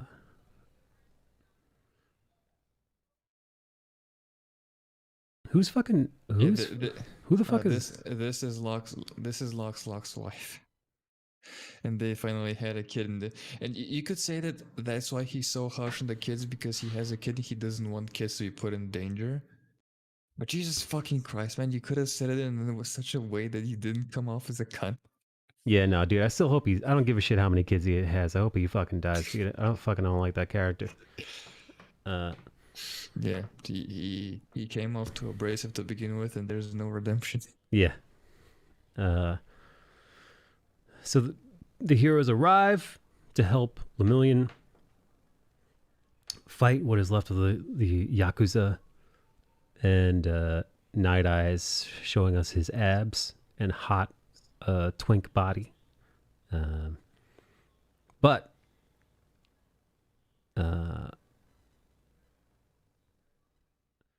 is it at this point he decides to absorb Yeah, that? he starts reviving his comrades because he literally can fix whatever's broken in them. Yeah, And he's like, you know what, you're fucking done. You want to devote yourself to me? Well, now I'm going to literally polymerization the two of us. yeah. So he decides to just fucking absorb his henchmen into his body, like disassemble them and then reassemble them as part of him, to become this fucking bestial thing. I gotta say, it's a fucking cool ass design. No, it's terrifying. What he's able to do. Um, so yeah, he get this fucking superpower, and then it's him versus Night Eye, Sir Night Eye, and Sir Night Eye sees into the future, and sees his own death. After Here he sees Midoriya's death. right, he sees his death and Midoriya's death, and he screams out. He screams out to fate or whoever it is that controls his power. He screams out to the future to see a future where Midoriya lives, and he sees none. The only path. Yeah, because that's Yeah. that's not even provoked by this current situation. He is still fighting to find some sort of inkling that the future that he sees isn't 100% correct because he doesn't want All Might to die, because in his head that thought of him having seen that All Might dies in like X amount of years is still haunting him. Yeah. So Midoriya is kind of the last man The- standing at this point. and he's fucking pissed. Lemillion is down. Night Eye is down. Eri is no good. I think they captured Aizawa at this point. So it's Midoriya or nothing. So he tries to go all for one, 20% like he does. But, you know, it's no good. Not enough. That's not enough. He went for that one shot on the head because he's like, hey, if he's conscious, he can heal himself, so I gotta knock him out. But sadly, it doesn't work out. No. He reaches out to Eri using his henchman's power. Yeah. This is where you find out what a monster Chisaki is. He saw this little girl as a like Apple sees cobalt mines, and he farmed her like a resource. He was like, oh, I'm just gonna take tissues of her. I'm just gonna put her back together because, you know, Yes. she's a resource. I can just break things down, then put them back together, and just, you know, Yeah. I'm just building and rebuilding the same Lego. Yeah. He just shaves her down and builds her back up time and time again. It's pretty fucking brutal and haunting. Yeah. No, he's a fucking monster. And even just in spite of all this pain and suffering that he's put her through, she's still willing to sacrifice herself so that Midoriya, she comes back to him and she's like, heal everybody that you just hurt and I'll come back. Again, willing to make her own sacrifice. And Midoriya, this is where Midoriya gets kind of a second wind of sorts, where he's like, you know what? Fuck it. He's like, she might not want my help, but I don't give a shit if she wants my help or not. Yeah. And at that very moment, Uraraka, Froppy, and Dragon Lady show the fuck up. Come crashing through the fucking ceiling on top of this guy. And we get a little bit of a, you know, meanwhile, 5 minutes ago, Yeah. just so they had beaten this dude, he The kind of guy comes to. literally huffs life force. Like we could theorize Yeah. that this guy can huff someone's fart and get powered up by it. Yeah. He supercharges himself on your life force and drains you of it. So making you tired and lethargic, and he gets stronger and stronger.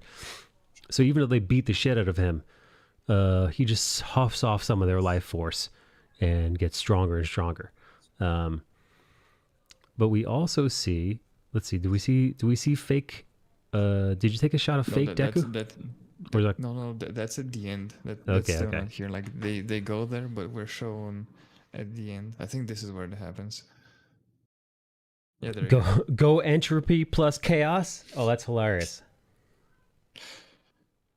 Oh. Go Yeah, entropy plus she's chaos. living the G.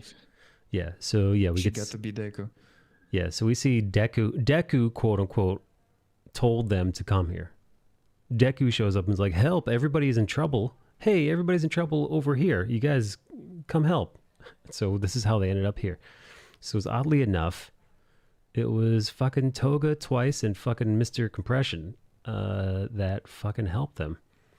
Is that Toga's titty? Yeah, there's gonna be more. Jesus, man, that one's just constantly fucking naked. I mean, you gotta keep a 13-year-old boy's attention somehow. There you What? go. What happened to her nipples? That's censorship. 'Cause if you put nipples, then it turns into a hentai.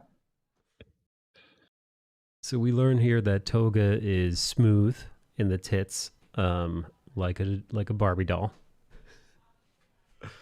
But yeah. Okay. Yeah, so as we continue,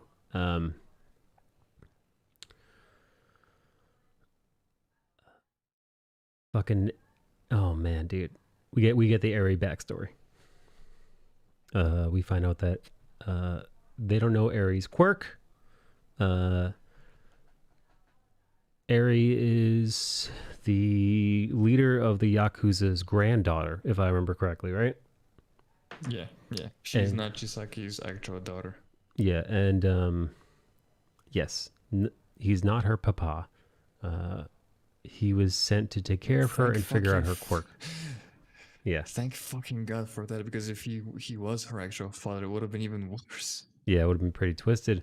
Now, what she does here, she acts pretty fucking heroic herself. She uses her power to rewind time and put him back before he absorbed old, crying beak Jordan Peterson truth teller man. And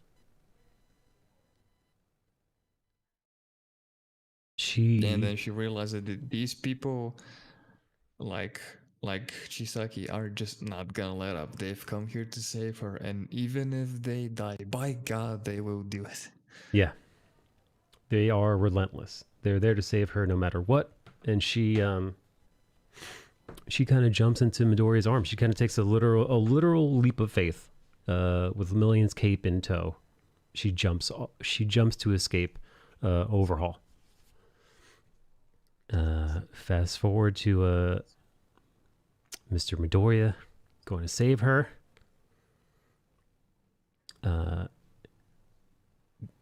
Making Overhaul fucking lose his goddamn mind.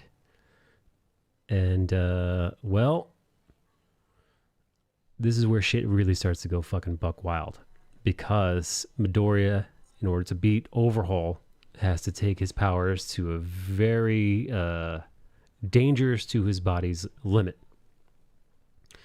Yeah, he needs to go back to the beginning where everything would destroy him.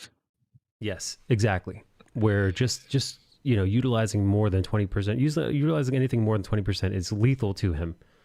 But he needs to push himself that way just to escape with Eri. So he pushes himself to about 100.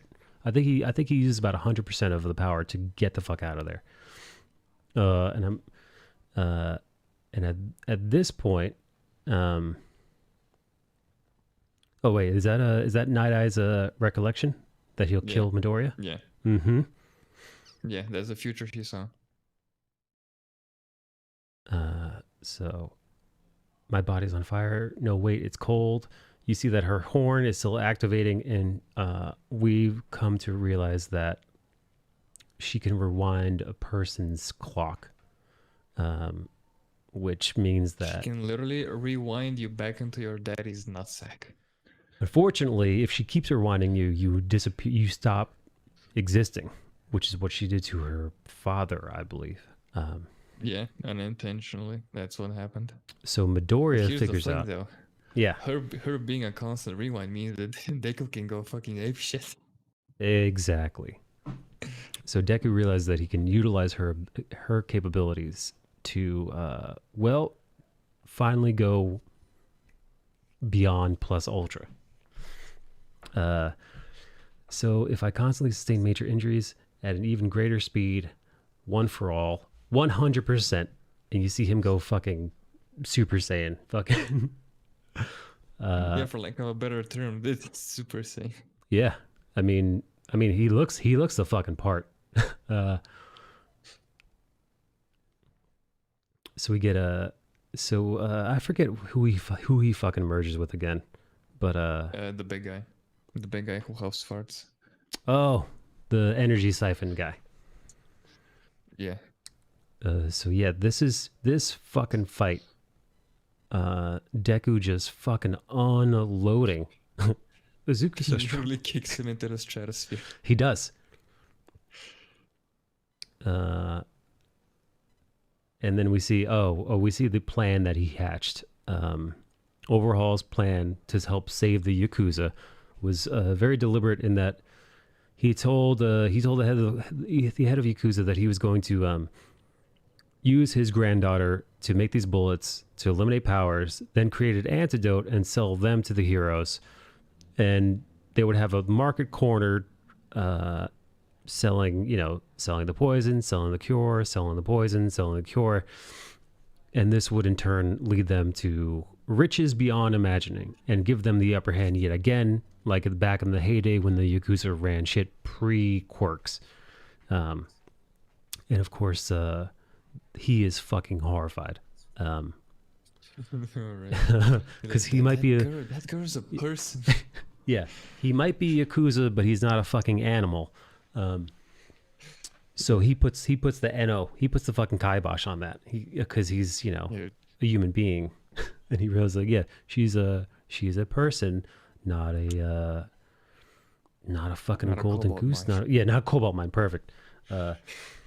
Yeah, Dude, Chisaki would be great as the head of Big Pharma. yeah. Oh man, so we get to watch Deku just absolutely fucking obliterate this guy. Just punching the living crap out of him. Look at this shot, man. Look at all that fucking power. The fire and fury. Oof. Man, he looks like a villain in this shot. I know, right? I was about to mention this fucking Kohei's fascination with drawing heroes looking like villains and vice versa. Yeah, no smiles here. Yeah, so yeah, holy crap, man. I forget how fucking hard he hits this motherfucker. But then once the dust settles, old Sir Night Eye sees that the future has been rewritten before his eyes. Midoriya should be losing this fight. Midoriya was supposed to be getting murdered right now. He's not. He's winning. Speaking of getting murdered, Yeah, it's at this moment Aizawa is under the control of Kronos.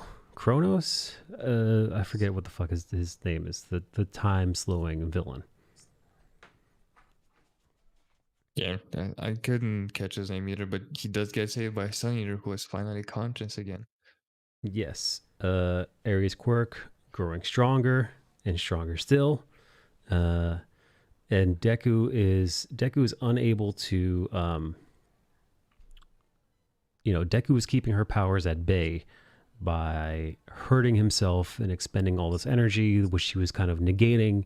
But then once now the fight is over, now that Midoriya has won the fight, she's literally rewinding him out of existence.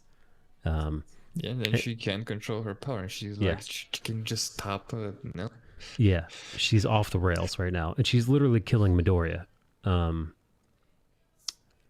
Luckily, the beautiful Aizawa steps in, and with a little sultry eye there, able to with a sultry bloodshot eye. yeah, able to stop her. Then we got Surge, Dragon Lady, Froppy, Uraraka, Fatso, Fat Gummies, and yeah, a Acer Night Eye who's fucking about to die. Literally has a fucking piece of like stalactite in him. Yeah, no, part of his Yeah, whole. I don't think that duct tape is gonna hold it in there Yeah. properly either. Yeah, no. Oh, this is so yes, and it's at this point where the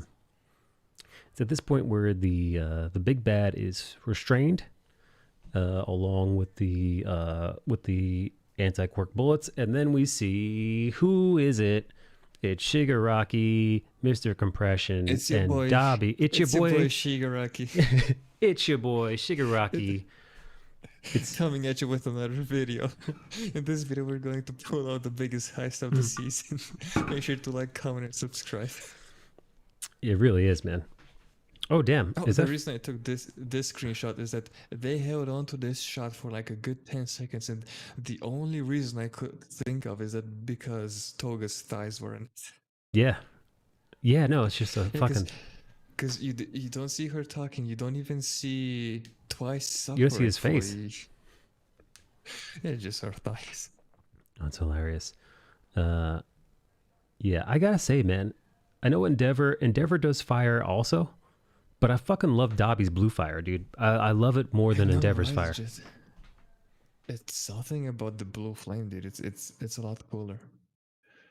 Like I wonder how, No like, pun intended. like, yeah, no, I wonder how those, like, I would love for them to do a comparison. Like Dabi's got firepower, Endeavor has firepower. What are the differences? Like, I'm assuming that they could utilize the fire differently. Like, how does it work versus like, you know, Todoroki's fire?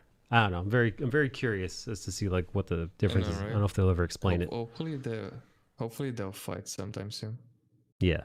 Anyway, so this dude, I forget this some fucking tertiary hero is Chance. I don't know what the fuck this guy's asshole's name is. Snatch. His name is Snatch. Yeah, well, his life is about to get fucking snatched. Yeah, for some sand hero Snatch. Anyway, this asshole gets fucking There's pwned. something hilarious about being named Snatch and you also being a sand hero. Yeah. Sand in the coochie. Yeah, no, so he gets destroyed like fucking immediately. Like he fucking like he doesn't stand a second against the Little League of Villains. And so this it's at this moment where Shigaraki is, like I said, not the kind to forgive or forget generally.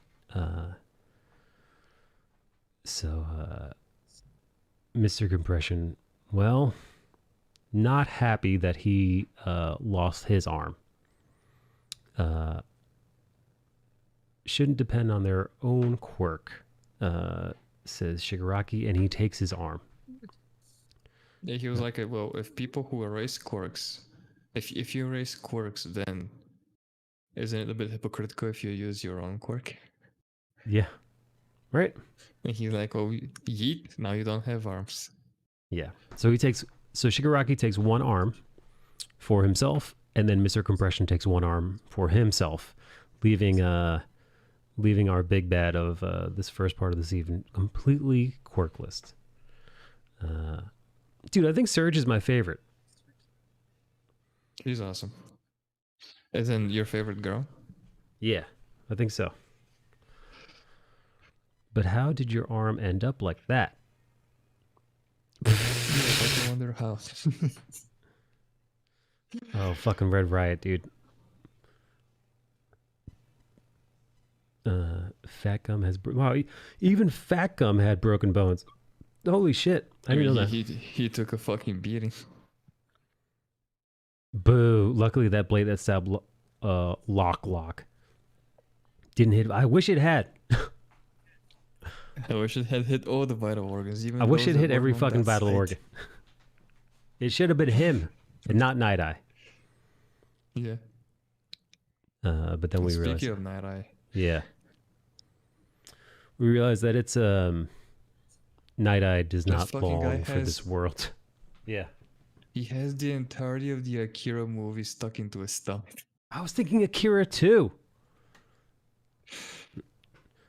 So I thought it could be the result of that energy converging on Midoriya.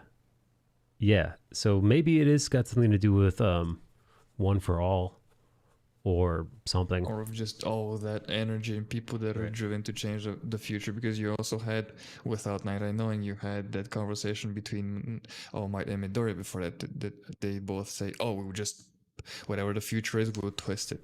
You have the fight with Lemillion and Chisaki. You have Red Riot's fight. Yeah, you have lots of heroes fucking deliberately deciding to not give in to fate.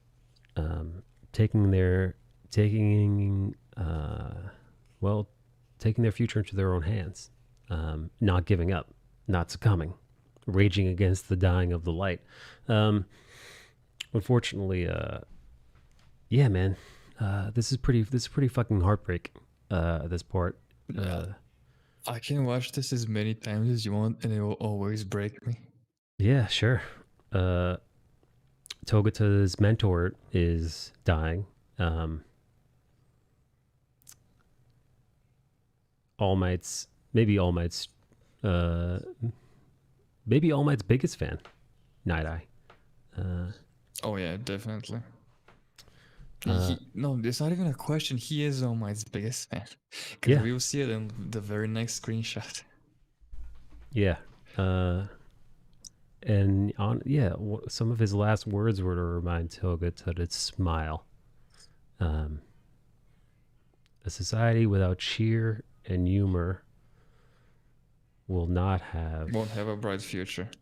a bright future. Oh, look at that And there fucking. it is. Oh God, man, that's fucking damn. Jesus Christ. Yeah, dude. That is able to make a grown ass man cry. Right? Isn't it beautiful? God damn, dude. So. Oh yes. I remember this now. They get word that what's his ass is fucking lurking around the woods somewhere, up to no good. So they go to figure out, well, why, what the fuck is his name? What's up Kurogiri. there? Kurogiri, yeah. Kurogiri. Well, why he's Gran Torino goes to see why the fuck Kurogiri's lurking around the woods, and that's when they discover that it's whatever the fuck this giant motherfucker is. Oh, Gigantomachia, Yeah. which is a fucking awesome ass name. Yeah, they figure out that Like, he's you don't even have to look at him. You can ask, hey, who's your favorite character? And if someone says Gigantomachia, you know the son of a bitch means business. yeah. One of All for One's faithful servants. Oh, meanwhile, look at Mr. Smiley here. And this fucking guy's already up in chipper. He's injured. He's lost his powers. He's just said goodbye to his dying mentor. And he's ready to get back out there, baby. Midoriya's fucking face, Yeah, dude. Midoriya's reaction was everyone's reaction. Yeah. And this is where Midoriya fights with imposter syndrome. Like, he's been fighting it for the last probably like half this season, and he knows that, hey, he doesn't have his quirk. So what if I give you my quirk? Then you wouldn't have to suffer because you were already the pre-chosen by Night Eye.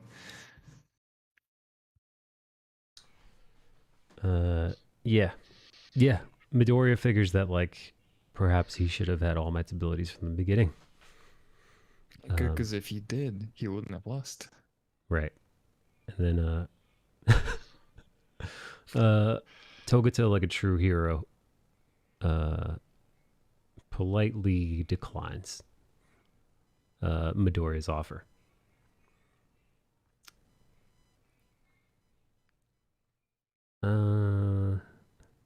Yeah. And this is the aftermath. This is them going home, Midoriya having having a giant cake stuffed in his mouth. Right. So then I'm trying to remember. Yeah. So they managed to arrest Kurogiri, even though they had to let Gigantomachia go, which in my book is a win, because how the fuck do you bring that thing in? Right.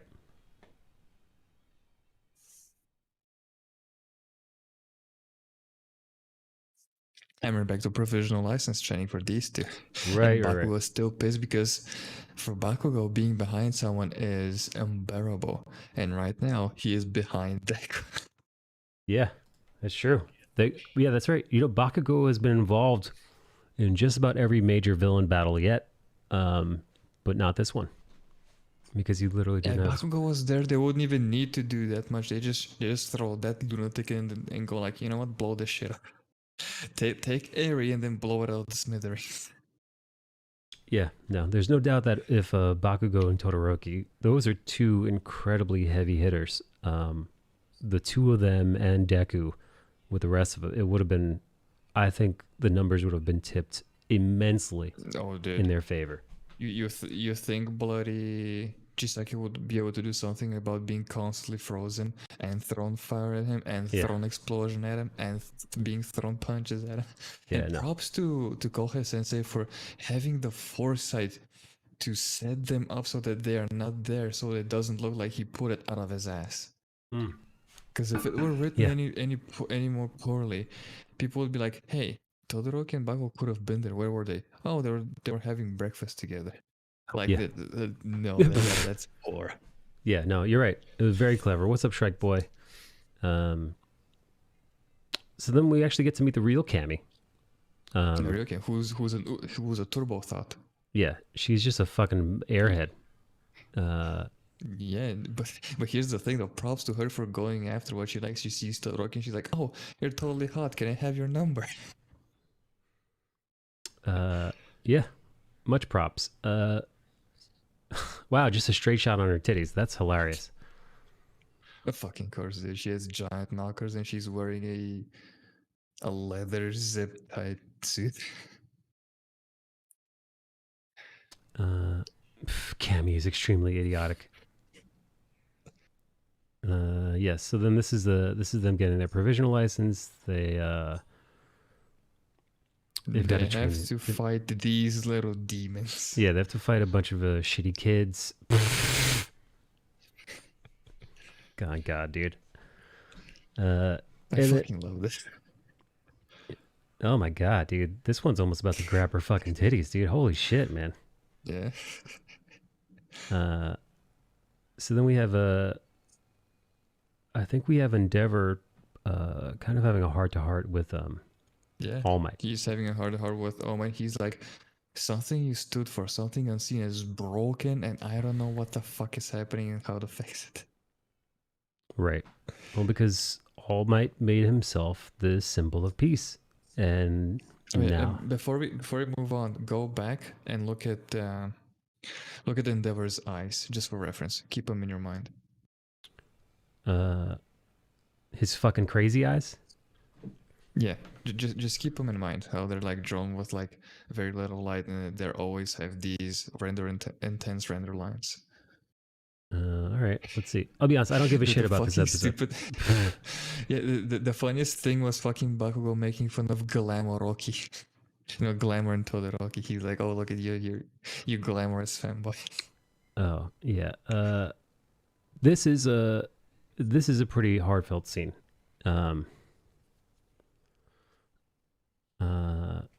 I'm so proud of you, son. This is where Endeavor makes a vow to Todoroki. He kind of he pretty much admits that he's been a piece of shit, a terrible father,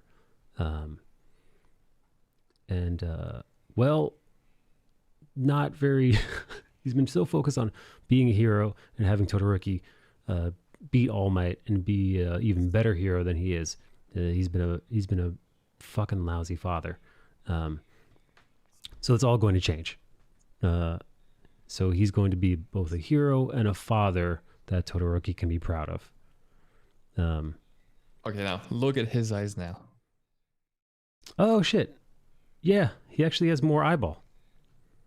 Normal eyes with light in them and a highlight. There's no nervous there are no intense render lines. Yeah, they were tiny little pinpoint marks before, and now he's got. Oh, now this I love. What the fuck is this asshole's name? Wind guy, I forget his name. he beats the shit out of himself just to walk up to him. Yeah, he overhears this. I don't know. Would you say he forgives him? I think so, because he isn't shown to hold any hard feelings against him afterwards. He's like, oh, okay, he's grown, he's moved on. I'm a big boy now. I should do too. I'm a man, and men don't feel feelings. Men only feel punches. Yeah. So after this heartfelt moment between Endeavor and his son Todoroki, thank you. You're bleeding a lot. Yeah. They move forward. Oh yeah. No, this fucking portion of the story was so fucking weird. Yeah, no, feeding he starts feeding Midoriya cheese. And he starts out of nowhere. It's not even, hey, do you want some cheese? He just sneaks up on him and ambushes him with cheese in his mouth. Yeah, but then he starts watching him sleep and leaving cheese outside of his window. Yeah, and the message that was written with the cheese, like, I know. Yeah. And I'm like, oh fuck, oh shit. Yeah, but then it finds out that, it's not that big of a deal that he knows. What else? Most of this shit is filler. But let's see. Not at all. I thought you were going higher than me. Blah blah blah blah blah. Oh yeah, what is he I writing? don't know what it says here because it's in fucking French. Yeah, I have no fucking idea either. But I forget. What is it that he knows? He knows that they're more or less the same. He tells him, "You're like me. Your body doesn't go with your quirk." And he's like, "Wait, what do you mean?" He's like, "Well, my belly button. I need this belt. Like I can't Yeah. go on without it. Otherwise, I get the equivalent of a vaginal discharge." Yeah. And he's like, "And your quirk's the same. Your quirk hurts you. Like it doesn't fit with your body." And they bonded over that. And I'm like, "Could you not have gone and?" Yeah, just had a Could you have normal gone conversation. afterward like a different way, you fucking Yeah, Frenchman? you fucking weirdo. Ari's been trying to see Togata and Midoriya for some time. You see her horn is much smaller, and then she asked them, She doesn't know how to smile. "How do you smile again?" That's when they were like, "Oh, we'll put on, come watch us at the school festival. We'll give you sweets and show you a good time." Oh, and then you meet Yes, this gentle criminal. Gentle Criminal, the YouTuber. He's a fucking YouTuber. It's fucking hilarious because he's been quote unquote YouTubing for like 6 years, and now he's reached a point where his shtick has gone old, and Yeah. the only way to continue is like by upping the ante. Mm-hmm. Yeah. And Gentle he's like, Criminal. "Well, what's the most upped ante?" He's like, "Well, getting into UA is kind of a big ante right now." Gentle Criminal and La Brava. Now, I've got a question for you, dude. Is Gentle Criminal and La Brava, do they bone? Are they banging? I don't know because the love they express for each other does look like to be romantic. It does look to be And like I romantic. think she's just like I think she's just like really short, like Mineta. She's not a kid. I don't think she's a tiny. I don't think she's a tiny kid. I think she's just a tiny person. Pff, whose butt is You're that? gonna bang. That's Mirio because I didn't grab the subtitles here. Look He at says, this "Oh, butthole." it's Eri and the peach." So that's his ass, get it? Oh. Well, that's pretty fucking funny. No, but we see them prepping for the festival. Looking for booty. What's up, to Wilk? We see them prepping for the festival, and I love this Romeo and Juliet and the Prisoner of Azkaban and the Return of the King. Yeah, no, I love it. They do look They also do some Star Wars stuff in here as well. It's so stupid. It's very dumb, but yeah, no, dude, look at those fucking bags, dude. Look at those knockers, dude. Look at those bags. Right? Look at the size of those fucking knockers as they make their way, bouncing around. Yeah, no, dude, Surge is my favorite, I think. Yeah, what the fuck? Yo, those are fucking... Dude, those are bigger than Cammy's, man. Holy shit. Yeah, I think Neji is currently the girl with the biggest tits. Lord, gee, God. And fucking Deku noticed.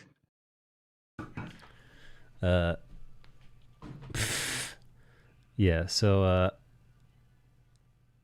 yeah, there's a beauty contest happening for those interested. And I don't give a shit about the festival episodes. I really don't, man. I feel like after I can't see big anime titties you anymore. know, after that massive fight scene in this season, these are very cute and very down to earth and very also, dude, what the fuck, dude? I forgot what's her face? Hitomi? Hatsumi? I want to squeeze him. Yeah, Hatsume. Mei Hatsume. I forget her fucking titties are fucking bouncing around too. Yeah, she is stacked as well. Yeah, what the hell, man? It's sad that the main character of the festival arc, which is Jiro, is the only somewhat flat character. Flat, no titties. What a shame. Anyway, so you got Hatsume working on a new gloves for Midoriya to help out his new his little wind wind blast power, little air Yeah, air because he poof. can't sustain the 20% of power because he starts creaking as well. Yes. And this entire school festival is meaningless up until the last episode where where it all culminates. Everything else, like yeah, sure. Yeah, like listen, it's sure, La Brava, gentle As a criminal. stalker. Yeah, La Bravo is a straight up stalker because she hacked his account and showed up at his doorstep. yeah. La Brava's a creep. They're going undercover. They're talking about getting fancy tea. Then they realize that his power is elasticity, and eventually we get a flashback about this dude, and they go toe to toe, and Bale and I mentioned this earlier. He also went to, I think he also went to UA, Gentle Criminal, but he flunked I out. think he wanted to. Yeah, he flunked out. He wanted to be a hero. The reason he wanted to be a hero though is he wanted to be remembered. He wanted to be in the history books. Yes. So not a great reason, not a great purpose for going to UA, and yeah, I don't really give two I don't really give two shits about any of this. Oh, I forgot about this one. I forgot about this girl. Yeah, Kendo is in there. Blah, blah, blah, blah, blah, beauty pageant. He's Midoriya is, for those of you who are curious who didn't see this season, Midoriya is trying to stop Gentle Criminal. And La Brava because he doesn't want any. They weren't going to host this festival at all because of what had happened recently with the various attacks on UA and everything else going on. So they didn't. Yeah, so the government or the police or whomever didn't want any festival whatsoever because it would make UA yet again a target. So any shenanigans happen, the festival's over. Now the festival. Oh yeah, like the smallest emergency, it's called off. Like that's it. Yes. Flip it up. So Deku, wanting to keep the festival going for Eri to help Eri smile again, is doing his best to stop these two assholes from ruining it for their fucking YouTube channel. This is the equivalent of fucking was it Logan Paul who walked into that forest in Japan? Yeah. That is the equivalent of what they're doing. They were trying to pull off a devious lick. Yeah. These two assholes are doing devious licks, and Midori doesn't want fucking anything to do with it because he doesn't want the festival ruined for everyone. Blah, blah, blah. They put on the festival. Yes, they play music and they dance. Which, okay, yay. Music and dancing and Eri. We get some backstory that I don't give a shit about. Yeah, the most important part is this. It's fucking Eri smiling. Yes, Eri finally smiling. I couldn't help but smile along with her. Like, how do you not keep writing stories? It just makes me more angry about mainstream comics. Just why can't you just not write a story that makes people smile and feel good? Yeah, very cool. This motherfucker looking like Darth Vader. No, this was fucking hilarious. Oh my god. Yeah, they look like hobbits. He looks like Darth Vader.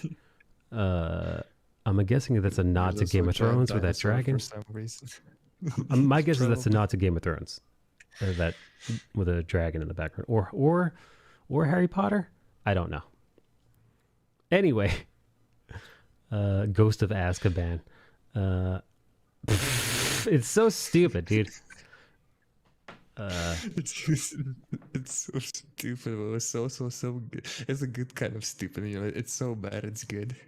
But yes, Eri apparently loves it. There is this bundle of joy and good feelings every time you see it. And this fucker is he is right on target. He's a what was that word? He is single-minded in his goal. Yes, He knows what's meaningful in this universe. it's beauty pageant time. for Mineta. Which, you know what? I get it. Now we get to see Mineta smiling. We get to see what makes Mineta smile, like Eri.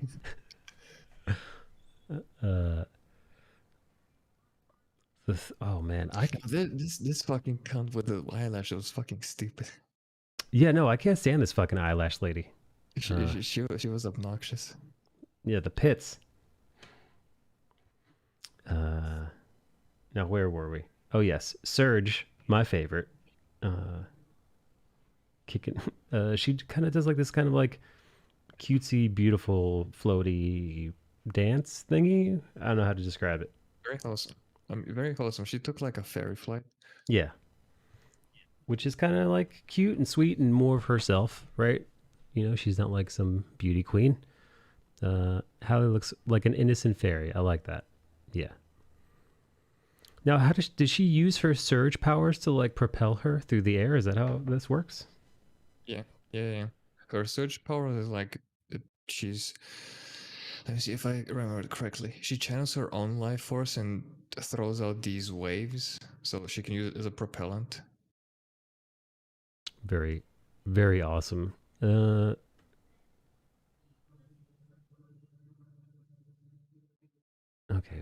blah blah blah blah. Surge. Surge gets the win. Old Hato, Najiri.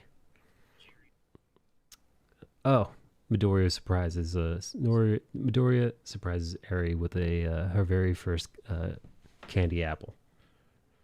Which, by the way, He made himself. well, he did. Yes, they didn't sell them there, so he made it special for her on his own, which is kind of awesome. What were you gonna ask before I cut you off? You were gonna ask where something. I want to know where the fuck candy apples came from. Oh, the origin of candy apples. That's interesting. I don't know. I just know I see them at fairs. Yeah, because there's no fucking way candy apples come from Japan. Oh, place of origin, America. America. Yeah. Yeah.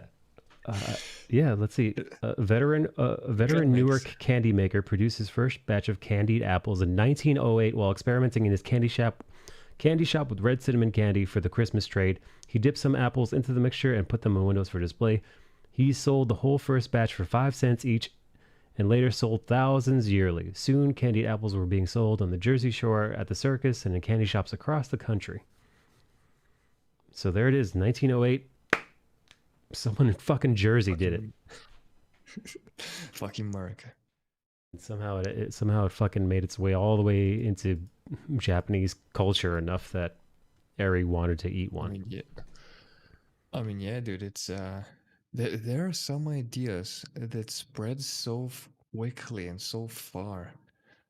Like we didn't have communication between each other as kids, but you could probably ask almost any kid around the world if they've played The Floor is Lava. Right. Yeah, sure. Listen, the floor is lava, man. Everybody knows that. Fucking adorable. And then we find out that Eri is going to live in UA because, well, they need to study her power. And it's probably fucking super dangerous to have her hanging out around other little kids when they don't know how to control this one's fucking powers. And the only one who can is Sweet Aizawa. Yeah, sweet baby Aizawa is the only person that can get any kind of hold on her shit. So she's living in UA with the rest of them.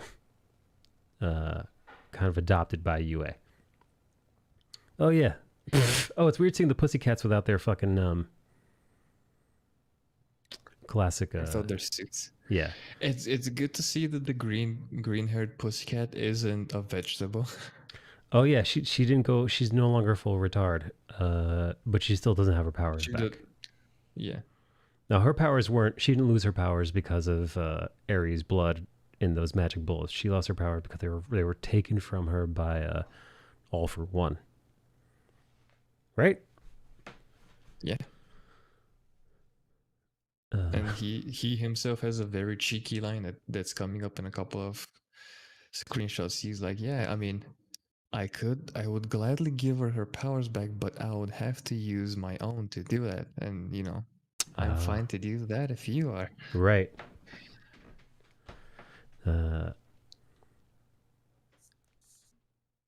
Let's go. Yeah, this yes. is nearing the end of the season. There's like the new ranking, like the yearly the billboard. rankings, and here we see one of my favorite female characters, probably my top female character, Mirko.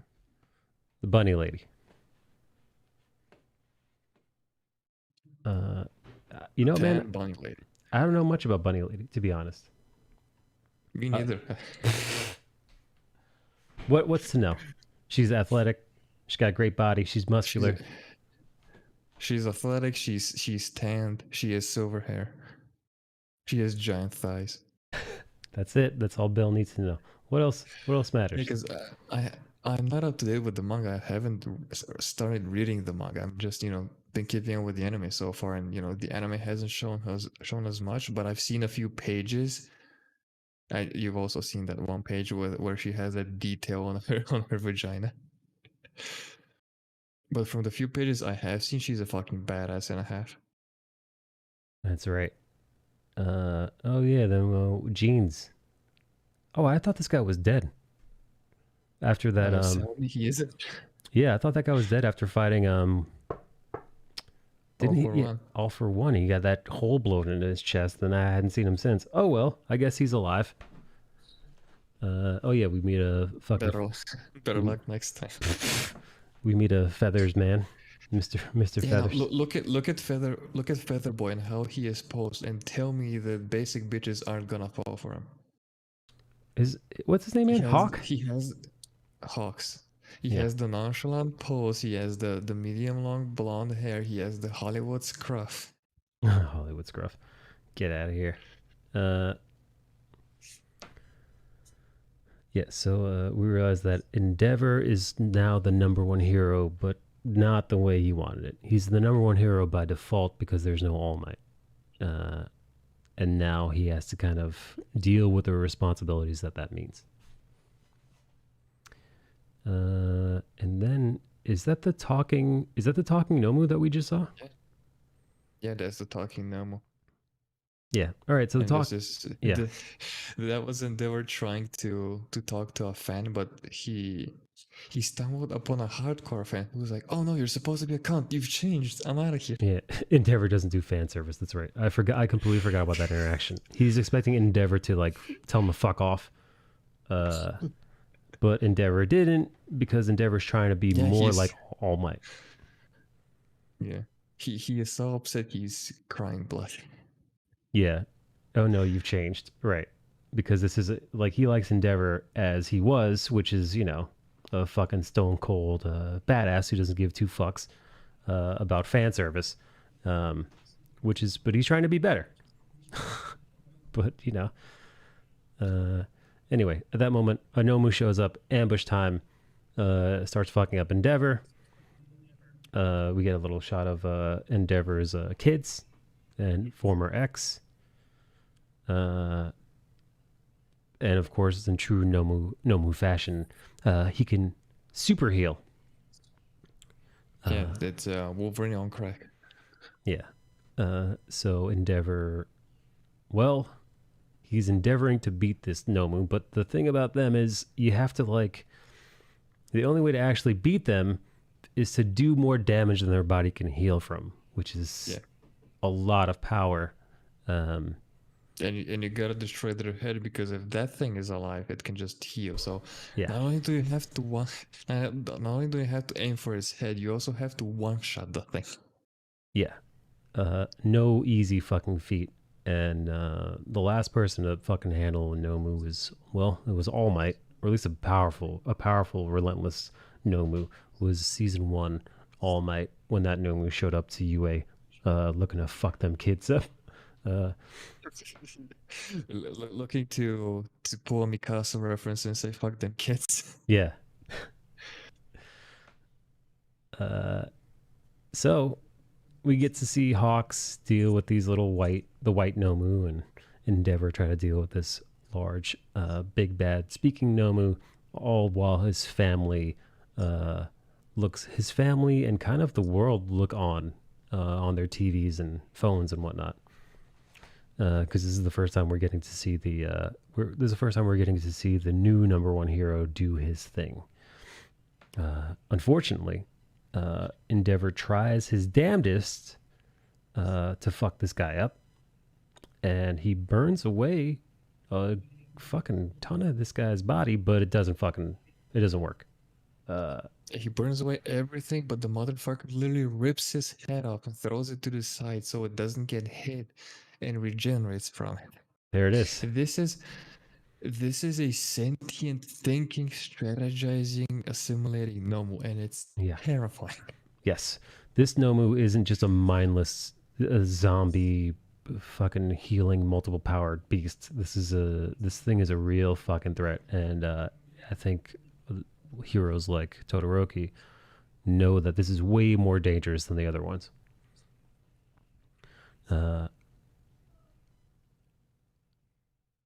Boring. Aren't there any stronger heroes around, right? Yeah, dude, imagine if Endeavor is struggling and the son of a bitch is like, oh, you got any more? Yeah, who else you got? Is that all? Is this the best you could do?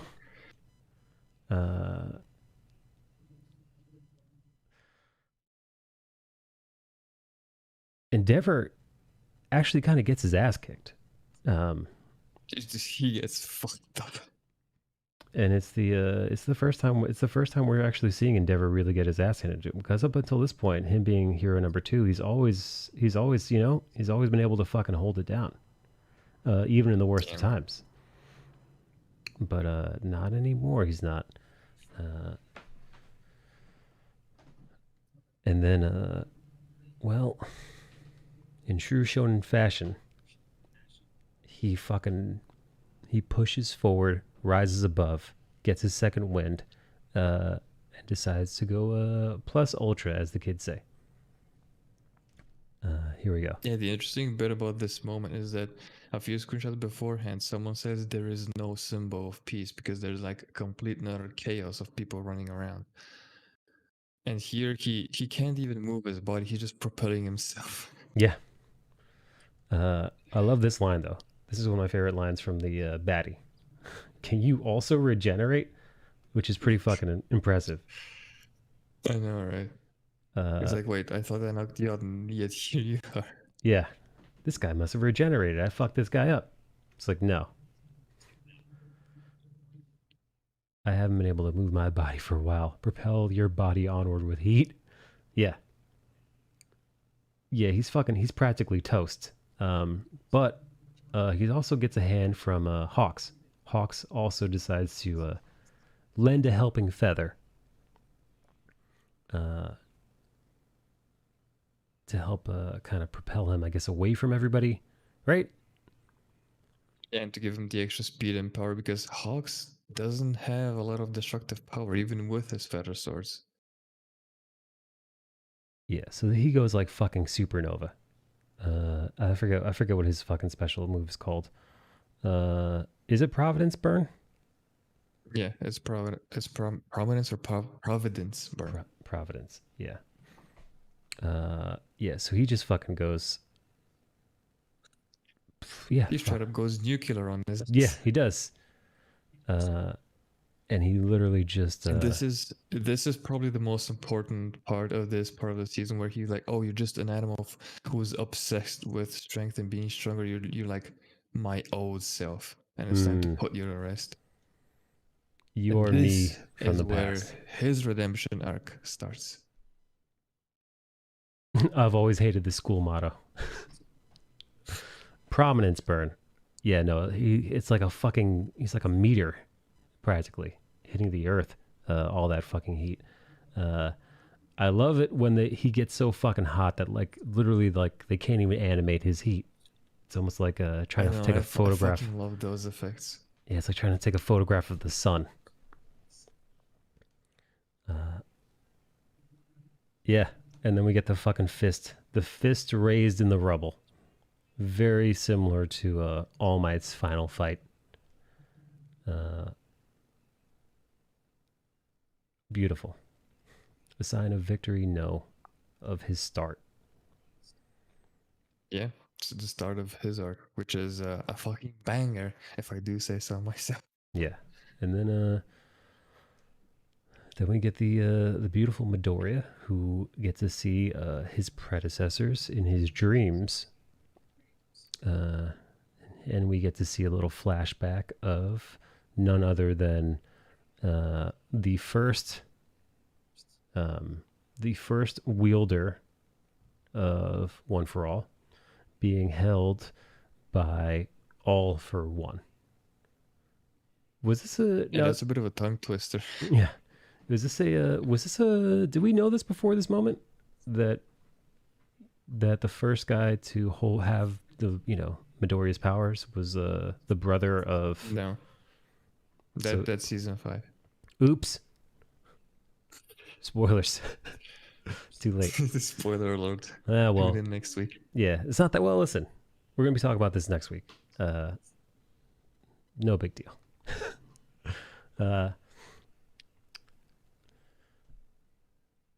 Yeah, look at these activated powers. Look at them. Yeah, so that's where we leave off season 4. Any final thoughts, Bill? Fantastic viewing experience from even with the filler. At the very least, it was a nice break from all the It was action sweet. and all the heartbreak.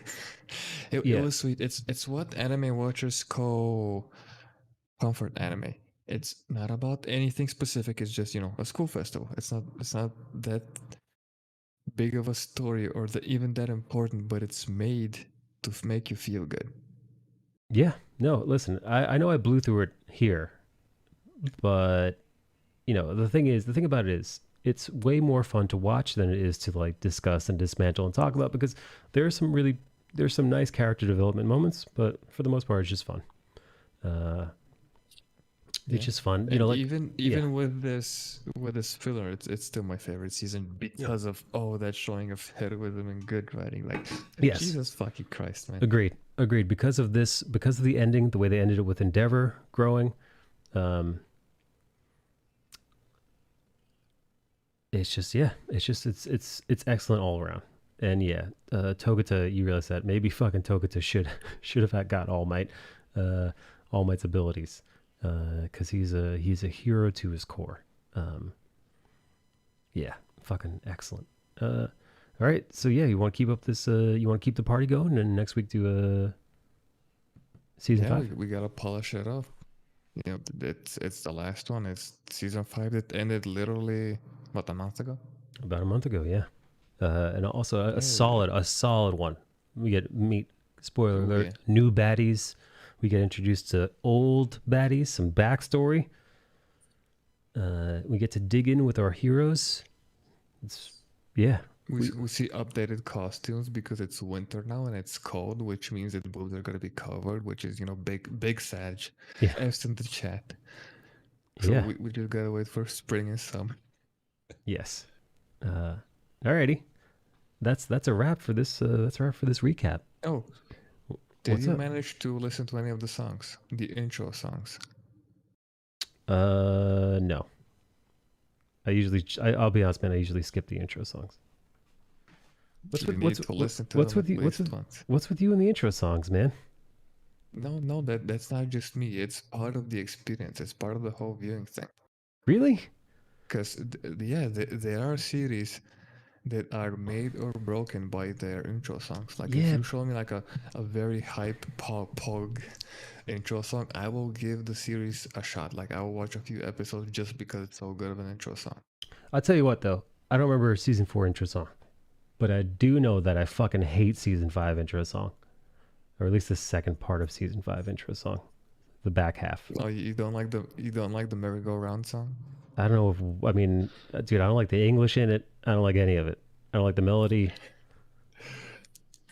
Terrible. Anyway, my preferences aside, yeah, I'll see you guys next week. Thanks for being here, Bill. Thanks for hanging out.